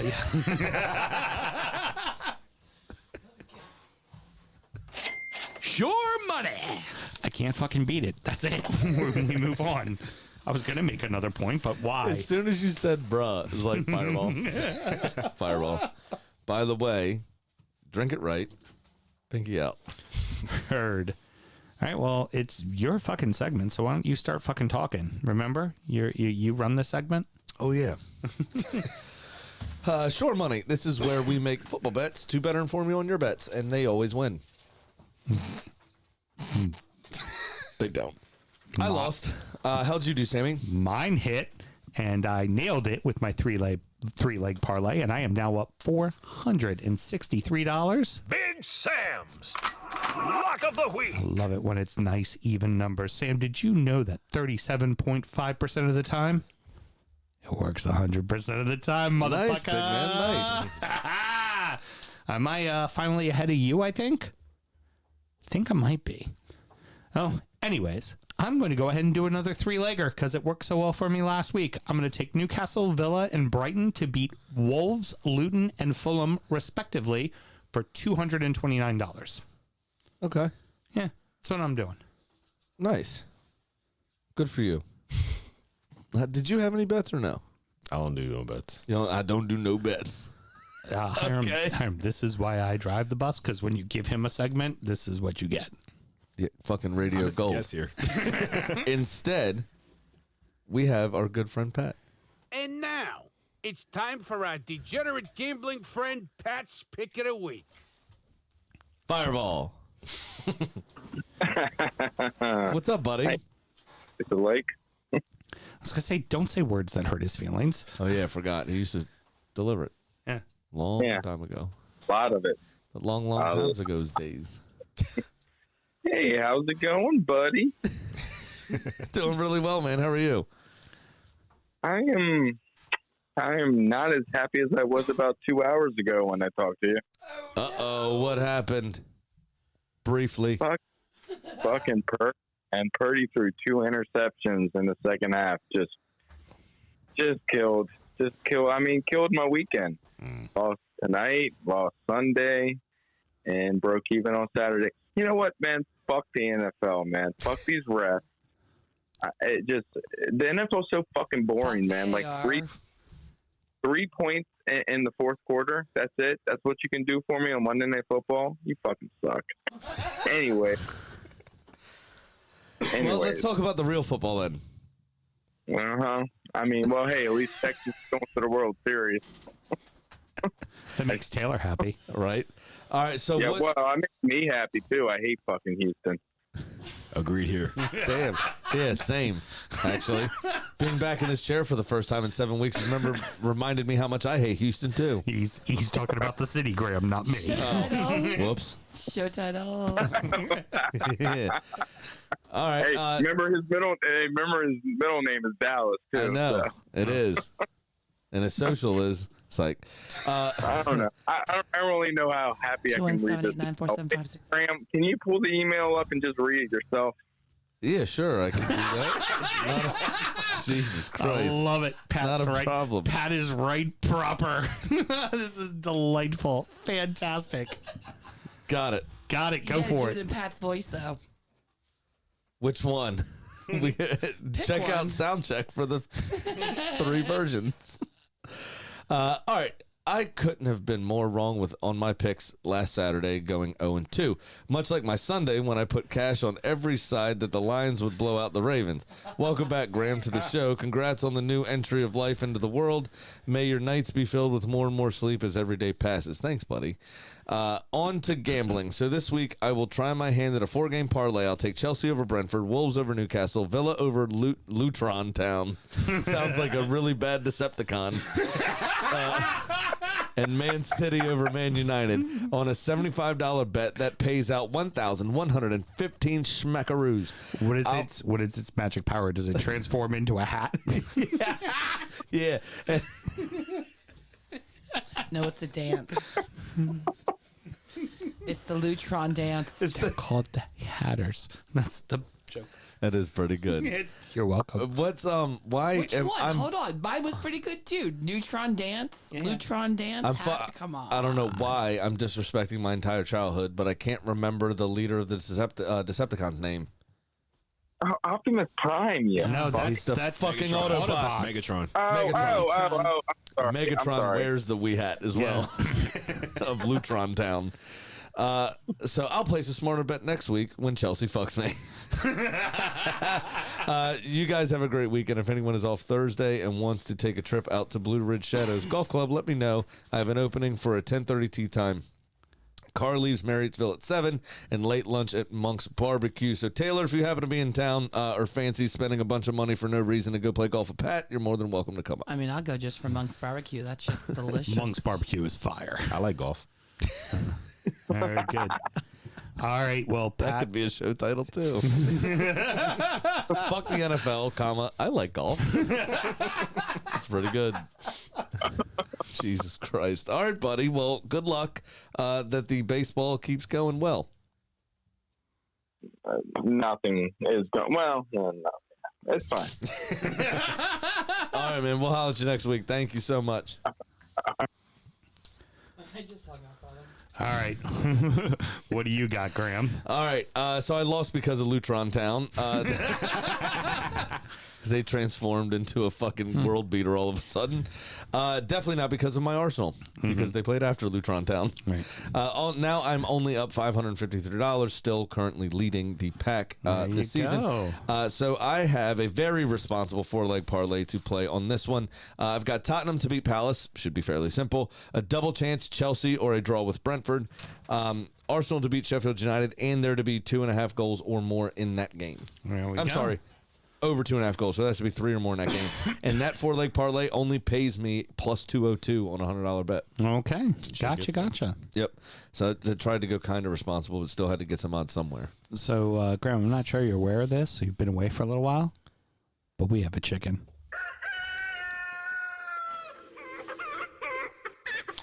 So, Kitty is on a bit of a heater as her and Liverpool pick has her winning 3 in a row. So she is now at 5-3. So this week, I gave Kitty the Manchester Derby. Now, we already know Kitty's affinity for the brothers Gallagher. So this was an easy pick for Kitty, and she's taking City to win. I'm kind of surprised how short and easy that is, but please remember to gamble legally and responsibly.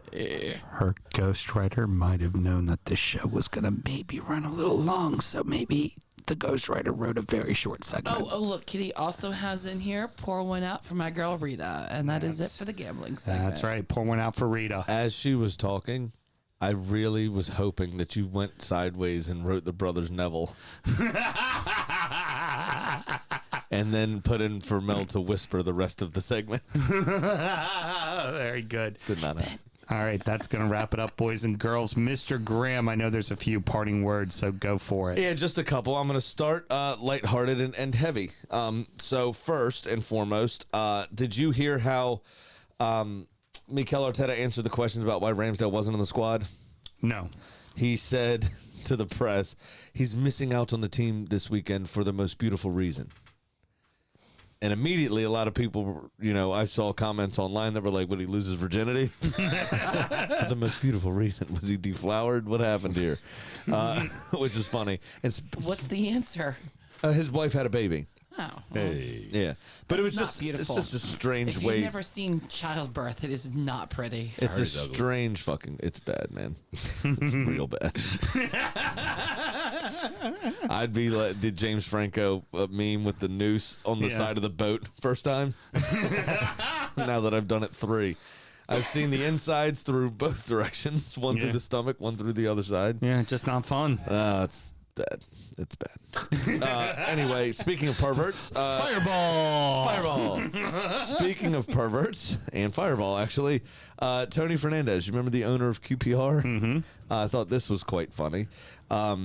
He took a Zoom meeting reportedly topless while receiving a massage with other leaders in his company as well as subordinates.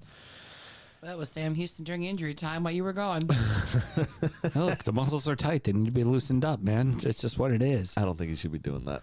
Okay. I think I find it wholly inappropriate, to be honest. Yeah, Hiram wasn't enjoying giving it. It was too many knots, man. Yeah. When asked about it in an interview, he did say that he loves the culture of his company. He owns the company. He is HR, technically. Other thing that's worth noting is Hiram's touch. Soft yet firm. Careful, Lars.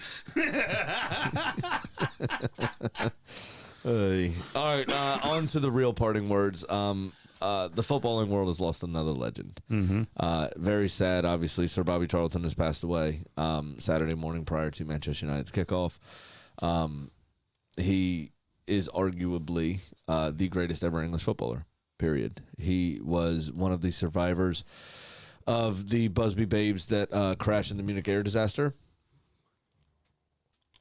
And he kind of had to piece his life back together, It was actually quite sad. And in piecing his life back together, became one of the greatest footballers in the world, became a World Cup champion, a Champions League, a European Cup at the time, obviously, champion.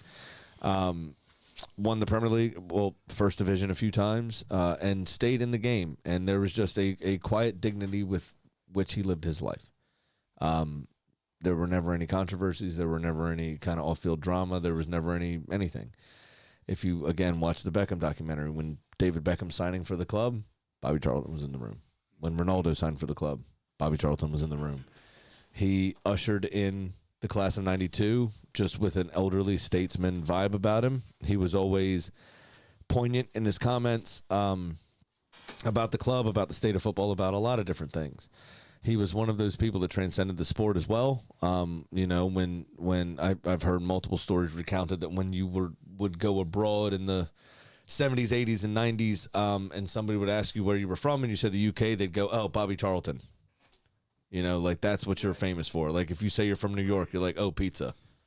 You know, whatever kind of thing.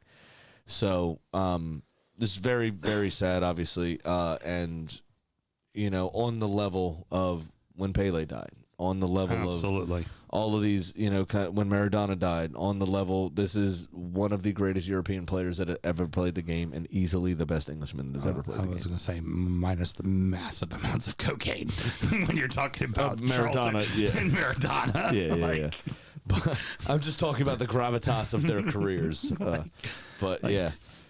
Keith Richards went, man, Maradona did a lot of fucking cocaine. Bobby Charlton did not make sure that's on the record. But yeah, it just a honest, good family man. He was diagnosed with dementia in 2020 and finally lost that battle on Saturday. So, all right, very, thank very you. sad, and God rest his soul. Thank you for joining us, everybody. Next up is Injury Time, where we're going to talk about the beers we were drinking. We're going to talk a little bit about fantasy sports and, of course... Fantasy sports or fantasy soccer? Fantasy soccer. And we're just going to go over Hiram's NFL team. We're going to preview the weekend's action. We're going to call Pat back. Let's see what his baseball's doing. We're going to preview the weekend's action. And should somebody want to find Injury Time, Sam, how do they go about doing Call Pat. It's patreon.com/DB Football Show. And just sign up to that $5 tier. You get all the extra content, all the videos, all the everything. It's fun. If you're watching live with us, stick around. We're going to be doing the EFL show next, where we chat a little bit about the rest of professional football in England. And that show gets released on Thursday for any of those of you who are checking out the show for the first time. And outside of that, everybody, if you want to help the show in another way, DU Drip Shack, all the flyest gear. And we'll talk to you all next week. Big B says fireball.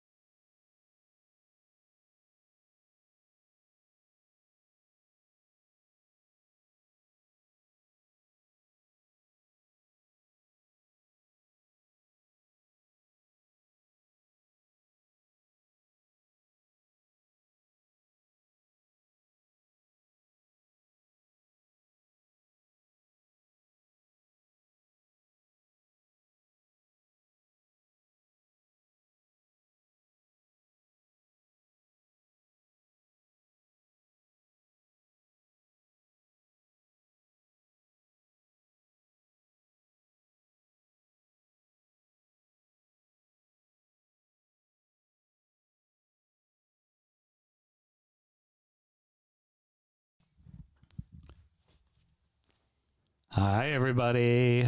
We're back. We're going to go ahead and do the EFL show now. I see, Sam, you have brought the keg back up onto the table.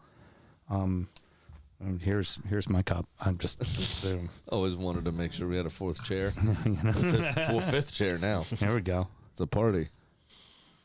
So with this being multiple 1.75, so you just use one till it runs out and then do another one and do another one? That's what we're going to do, yeah. Nice. I like it. So big. We're going to do that. I'm going to put a piece of tape on it so we know which one we're using, and then I will adjust the manner in which the tape is there to know that it's finished. Right.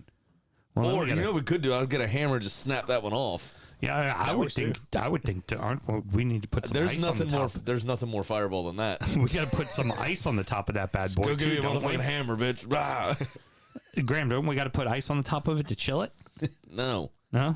Fireball. You just take it as it is. Yeah. I'm excited for you and Rob to hold me up while we turn this the bad boy on. Keg stand. Fucking brilliant. Fucking brilliant. I think we can get Big B to do that. Oh, God. The only thing that stopped us from doing it now is you're not clear from cardiac physical therapy yet. No, I am not. Although not. young hot freshness is younger than Rob and probably able to hold me up better and compensate for you. Yeah, probably. Yeah, I mean, I did go to the gym today. If he can't do it, we'll just use Tegan. Wow. Can't find a better Graham. All right, let's do a show. See, Daddy knows when he needs to take the wheel and go, let's do this shit.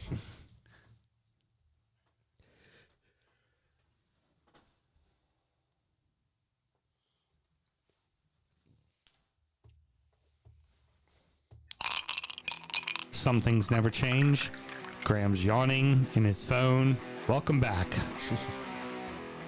Hey. So it's pulling up the championship. Oh, very good. But, we do have Fireball, and that's the good thing. Fireball. That's a drink of college fuck-ups. Exactly. Well said. My hair is blonde when we started this. Yeah, it was. Now it's not. Hey, nice hair, Mel. Y'all are silly. Let's start the show. Silly. Born in the land of Bowie, Maryland. Bred to be a fan of fucking Everton. Punch you in the eye and drink your rye. Sam Houston. Sam Houston? Arsenal fans have another Sam. Right, the fucking Gooner Graham. Stump of my lord. Look straight in shorts. Sam Graham, hey. Sam Graham. Fucking United!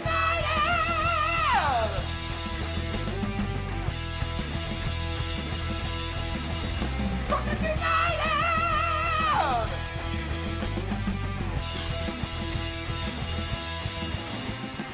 Hello and welcome to DU Does EFL Show, a completely biased brief recap of the rest of the English Professional Football League is told by three.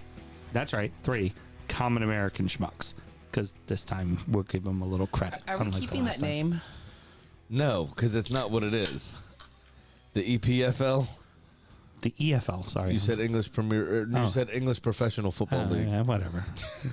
The English Football League. This is why the people in UK hate us. Okay. You know that, right? There's a lot of reasons why. Might as well just call it the soccer show. I think they should be more offended by the fact that I call it DU Does EFL as Debbie Does Dallas. I think next week I should show up with a clown mask and a baseball bat and crash whatever whiskey and kidney stone show there is and turn us into Slipknot. Whiskey and the Kidney Stones were fantastic, by the way, at the Herald Harbor. The old, if y'all don't know, our theme song was written by Whiskey Dix himself, and that the actual tune part of that song was one of their actual songs that he rewrote our lyrics to. Yes, he did. And he just played the local pub. Yep. With his band that is near Sam's house. Absolutely. So, I'm your host, Sam Houston. That's Sam Graham. Hey. Hiram's here. Mel's on the ones and twos. Hi, kids. Hello. Very good. We're recording at the DU Public House just outside the nation's capital. You can check us out on all podcast platforms. And, of course, we are streaming like we are right now. Should you want to chat with us, there is many ways that you can. Mr. Graham, tell the good people how they can get in touch. At Fireball Whiskey. It is at DU Football Show on all the social medias and dufootballshow@gmail.com to get in touch via email. We are drinking the same shit we drank in the last show, which is what, Sam? Fireball. Let's go ahead and make that disappear. Here we go. Shot time. Shot o'clock. Shot o'clock. For Christian's sake, only Europe. Yeah.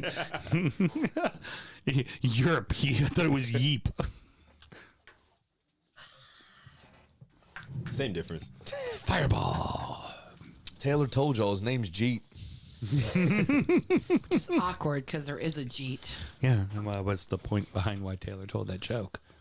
The many levels of Taylor. Oh, this give me a throwback to sophomore year. Of high school? No, college.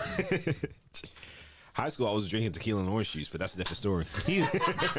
High school, I was drinking vodka and Gatorade. Yep. You dump a little bit out in the parking lot. Get that pint of brunettes out. Yep. That's all you could afford. He's a George Mason kid. He definitely had some experiences with Fireball in his life. Yeah, definitely. Oh, absolutely. Fireball and white bitches. Go Patriots.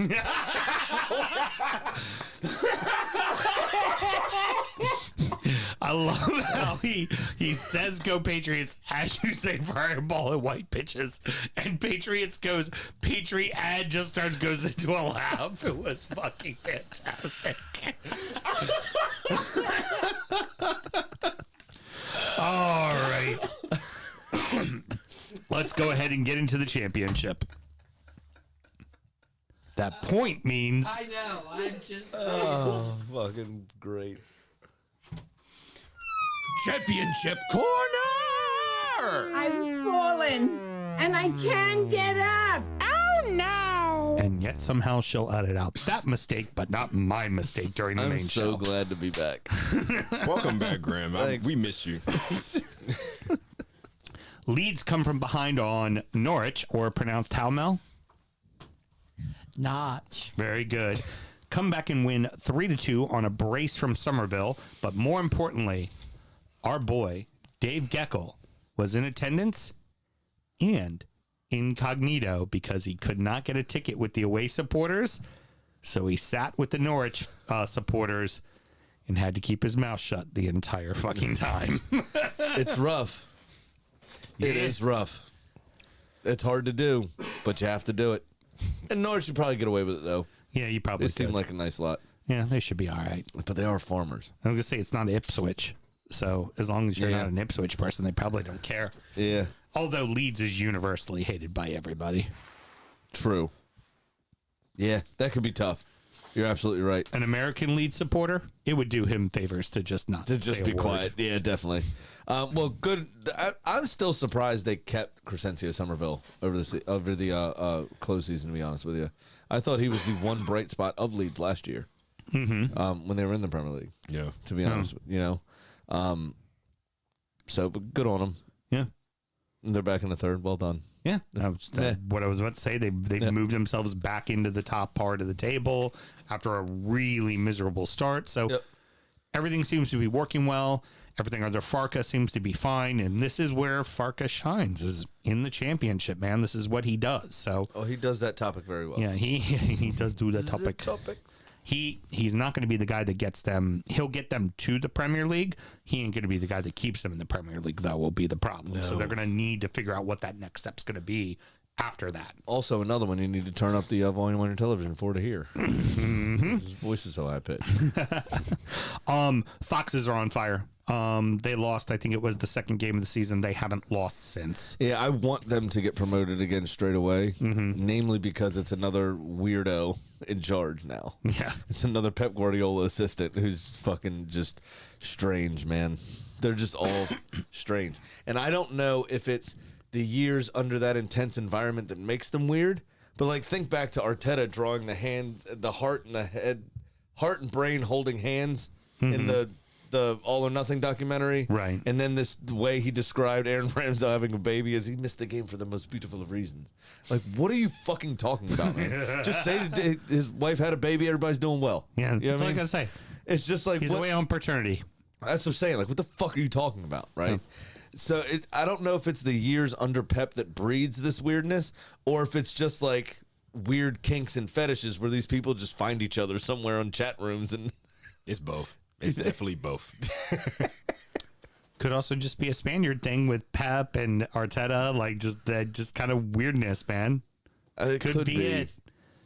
It could be. I don't know. That's a crew that takes a nap in the afternoon and parties all fucking night and has dinner at 9 o'clock. That's a odd crew of people. Yeah, the kind of people that would say missing the game for the most beautiful of reasons. So where does Unai come into that? I don't know. That's what I'm saying. Like, it can't just be a Spanish thing, because Rafa Benitez is going out and partying. I don't fucking think so, nerd. I got the answer to that. It's a Catalonian thing. Okay. It's probably the case right there. Yeah, it could be. And of course, Southampton got a win, and they've now moved themselves up into 6th place. They've had a dreadful start to the season. Yeah, so all 3 of the relegated teams are in and about it. They're moving up the table. Yeah. They seem to be kind of getting it together.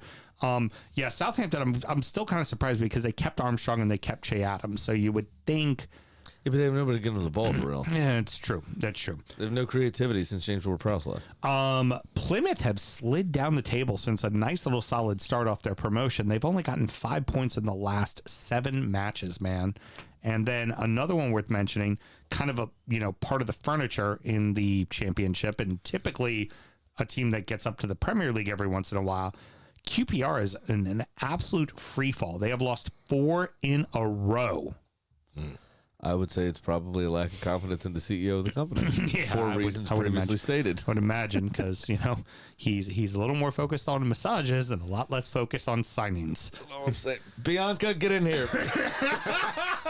That's all I'm saying. Give Daddy a rub. and Sheffield still, much like Sheffield United, Sheffield Wednesday has still yet to get a fucking win. Yeah. And not going good. It's a bad part of the country at the moment. I was going to say, Sheffield sucks. It's horrific at the moment. Not really the best place to be. You gotta, What? Fireball. Did you just say fireball? kind of Cleveland-like. Jesus. Yeah. No shit. Just gray and Yeah, just meh. On to League One. Pompey got another win. Yes, they did. Top of the table. Pompey's still undefeated, Yes. baby. Now, here's what I like. Southampton are back up into 6th. Mm-hmm. Argyle are still in a decent spot in the championship. They need to start picking up more points and solidify that position. You could run into a situation where essentially half of Pompey's season next season is played on the South Coast. That'd be pretty great. You would have Plymouth Argyle. You would have Portsmouth. You would have, technically half of their games are always going to be played on the South Coast because they have to play half of them at home. Yeah. But 3/4 of the games, because you would have Plymouth, you would have Southampton, you would have their own stadium, obviously their home games. Bournemouth. Brighton has no chance of getting relegated. Yeah, I think that'd be it. I think that's everybody. That's nice. That would be in the championship, yeah. Be down on the South Coast all the time? That'd work out pretty fucking well. Not to barely have to travel. That'd be awesome. But I'd love it. They ended up beating Carlisle 1-0. Barnsley and Bolton both sitting in the top 4 now. They're starting to look comfortable. They seem like they're kind of fitting. Like Barnsley has been a little bit of a yo-yo, but Bolton, we've been talking about, they've just been kind of steadily each season moving up the chain a little bit. Yes. And they're 2 teams that, along with, God, I would love to see Pompey go back up, but those feel like the kind of teams that will likely go up at the end of it all. Yeah, absolutely. It does seem that way. I would like to see Bolton back doing something decent. I definitely want to see them in the championship, especially with how far they had fallen. Yeah, they don't deserve where they're at. This is a team I'm rooting for big fucking time to get back up to the championship. They're not necessarily a Premier League club side anymore, but they definitely should be part of the furniture in the championship. I would love for them to get back to the Premier League. No, simply because they fire were whoever's in charge. Fucking 21st place. Fire whoever's in League charge. 2. Yeah, fire whoever's in charge. Swan song for Big Sam. It'll be... We've got that vibe going this year. Blink-182 just put an album out. they're friends again. Yeah. Called One More Time. I say you get the old One More Time on the jukebox, pint of wine, Big Sam and Bolton. Let's do it. We're bringing back Assistant coach JJ Okocha. We're Come bringing on, back, man. This bringing is back great. Gary Cahill. Fucking Love it. Stu Holden's coming out of retirement. Yes, please. Getting the band back together. We With got his this prosthetic leg. Because didn't he break his leg horrifically while he was there? shit. Yeah, it was Manchester United guy. horrific. Yep. And the guy did not get a red card for it. It was a No. leg-breaking tackle Yeah, because and you know that- because football used to be so VAR much didn't fun. exist back then. Football used to be so much fun. Wigan finally get a win, but they still sit in 21st place. And Reading got smacked 4-0, and they are just not getting a fucking thing right at all. No, Reading are terrible. It just that's just not in a good way for them. They're just Reading are terrible. you start to fear. Are they going to go from Championship to League One and then straight down to League Two? Potentially. I mean, that's the way they're looking at the moment because And- they can't stand these fucking dick drumming bukakes they got going on. And it's They're getting absolutely rinsed. But here's the thing: it's a fairly wealthy club, all things considered. Like it's a wealthy, like for the league, for the EFL league, they're a wealthy club. They should be doing better. They should be able to find the pieces to fix what they need fixed. Yeah, but they're not. No, I mean, that's partly, it's been one firing and emergency hire. I mean, Paul Ince had no reason to be the manager of that club. He's done Right. nothing to prove, especially for a team in that position. I mean, when he came in at Blackpool, kind of, if I remember, replacing Ian Holloway back in the day, shortly after he retired. I might be wrong about that. Yeah. But I don't remember his first couple managerial jobs going well at all. And then his son, Tom, was obviously their star player at Reading. Andy Carroll was up front and all that kind of stuff. They bring in Paul Ince, and they didn't really get better and ultimately got relegated fairly simply. I mean, it wasn't, it was kind of what happened in Norwich, if I remember correctly, oh yeah, where we just kind of like, don't care anymore. Right. Like, y'all aren't going to show any fight and fuck it. right. Why And are it's you a here? shame because Paul Ince was such a fantastic player. But sometimes that just doesn't translate. I mean, look at Steve Bruce. Look at, there's been multiple people like that were excellent players and leaders on their teams. Steven That just, Gerrard, it doesn't translate Frank into being a Lampard. coach. Speaking of Steven Gerrard, his Saudi team lost to the other big Saudi team, and total attendance was 693 people. Wow. Since we're talking about lower league football, if you'd like to know the attendance of the Newcastle Town game, which Newcastle Town playing the 8th tier of English football. Damn. By the way, their attendance this past weekend was 702. 4 more people were at that game than the Saudi top flight game. And the Saudi league spends millions. Millions. Where are they get it? And that's a conversation for another time. Financial fair play. In League Two, Aki got a win, beat MK Dons. Financial fair play is 1-0. definitely not in League Two, by the way. That was definitely not not. the answer to that question. No. Aki has moved up to 7th place, so they're getting on all right. Ben had a great weekend off. He showed some pictures of him and the missus away for the weekend, which was nice, well deserved. Awesome. Very Awesome. good to see. Good to see they were together because this weekend the picture of John Terry and Wayne Bridge cropped up. Always nerve-wracking. Always nerve-wracking. I'm Fellas, make sure your wife is sharing her location, all right? That's all I'm saying. I'm disappointed that nobody in the football group, I mean the sports group that Jeff has done. After I went, ooh, I know, and nobody asked why. Nobody asked why in the group. It's like, well, because you see the one looking very awkwardly. He fucked the one's wife looking very angrily. So somebody put in a guess, and then I got drunk and fell asleep, and didn't post the answer. And I did the next morning, and then no response, just didn't care. And I replied directly to her comment. You were like, because that guy fucked that guy's wife. Yeah. That is why And he's they're- looking very angrily at him. And they're club mates. That's my favorite picture too. It's awesome. That might that might be the best photograph in the history of humanity. Hit that light switch. Uh-oh. I haven't been charging. Oh, okay. I just realized it. Which one? So I think it's the one on the you left. want the lights off? No, the other one. No, that turns off those lights. That one. Hold on. What's going on here? That one says on. There it is. There it is. All right, whew, Hey, I Graham. saved it. We're down to 9% Hey, over here. Graham. Woo! Careful. It wasn't all the way in, just the tip. Just the tip. Just the tip. Just the tip. Fireball. Hey, Mr. Graham, you'd be very happy to know that your heated rival Gillingham lost to Notts County Fuck Gillingham. 2-1. Good. Yeah, Gillingham, although known as the Gills for no good reason, because fucking England.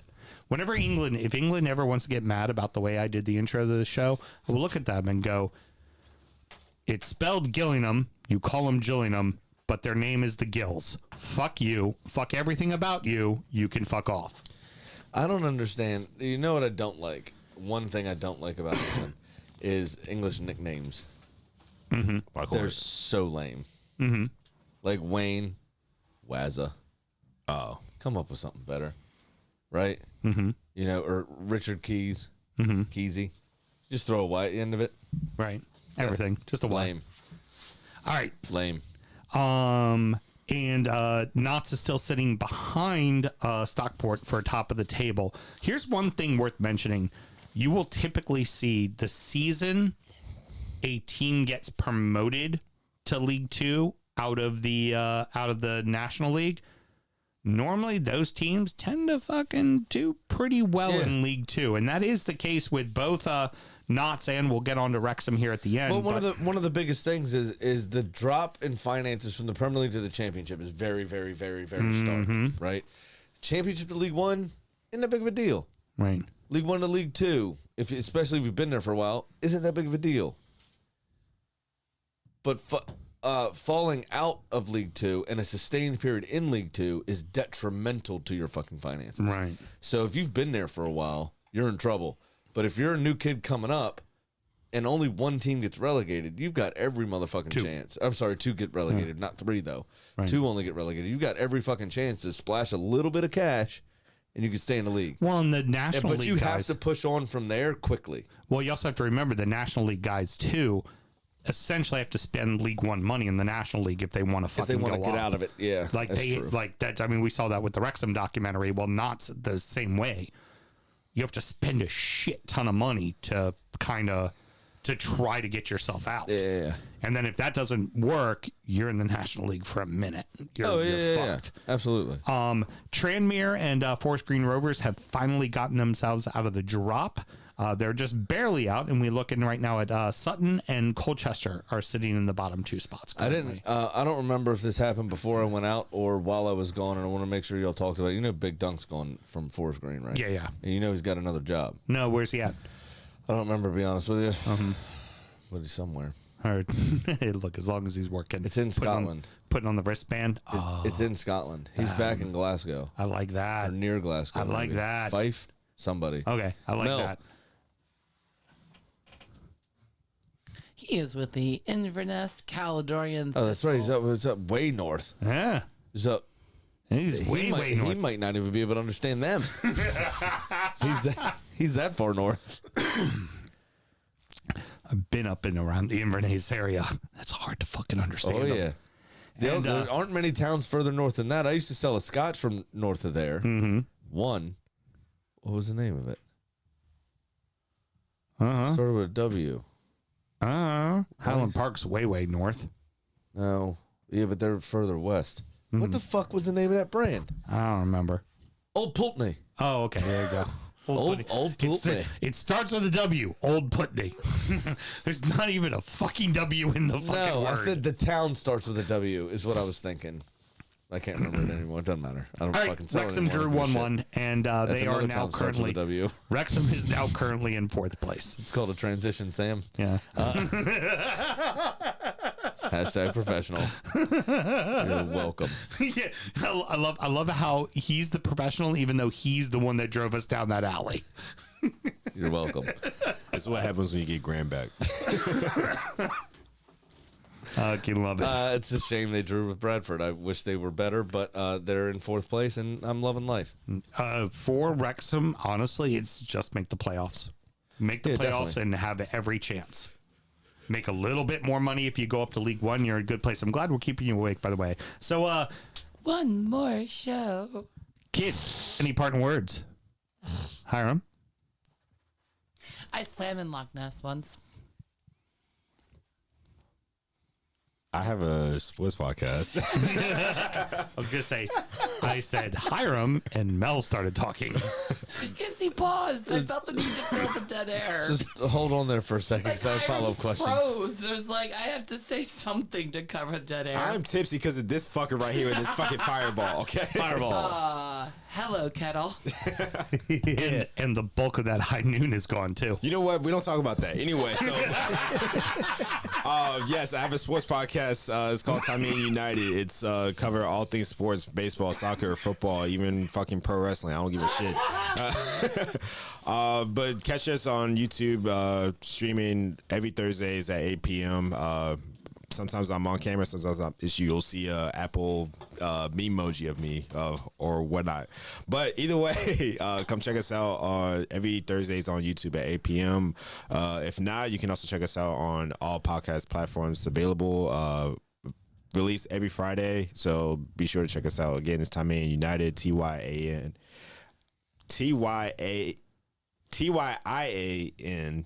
United. Sure. Is that your final answer? I don't fucking know. Okay, blame Graham. Okay, Fireball. George Mason is a quality university. Go Patriots and white bitches.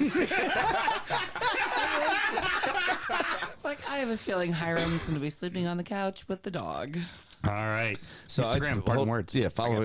I only have follow-up questions. Okay, go for it. Were you topless in the Loch Ness? I was, no. Never mind. Fuck the rest of the follow-up questions then. Sorry. Just kill me. I just didn't know if somebody came in and gave you a wee pounding. No, there wasn't a monster that time. All right, everybody. We still got injury time to record, even though injury time is... Yeah, no, It's no. already all started. false. It's Yeah. already started. It's So already anyways, started. very My good. book. All right. Showed somebody where to find... Patreon.com/DU Football Show. We have a place where you can buy shirts, too. Till next week, everybody. If you don't want to have sex for 3.5 months, have a baby.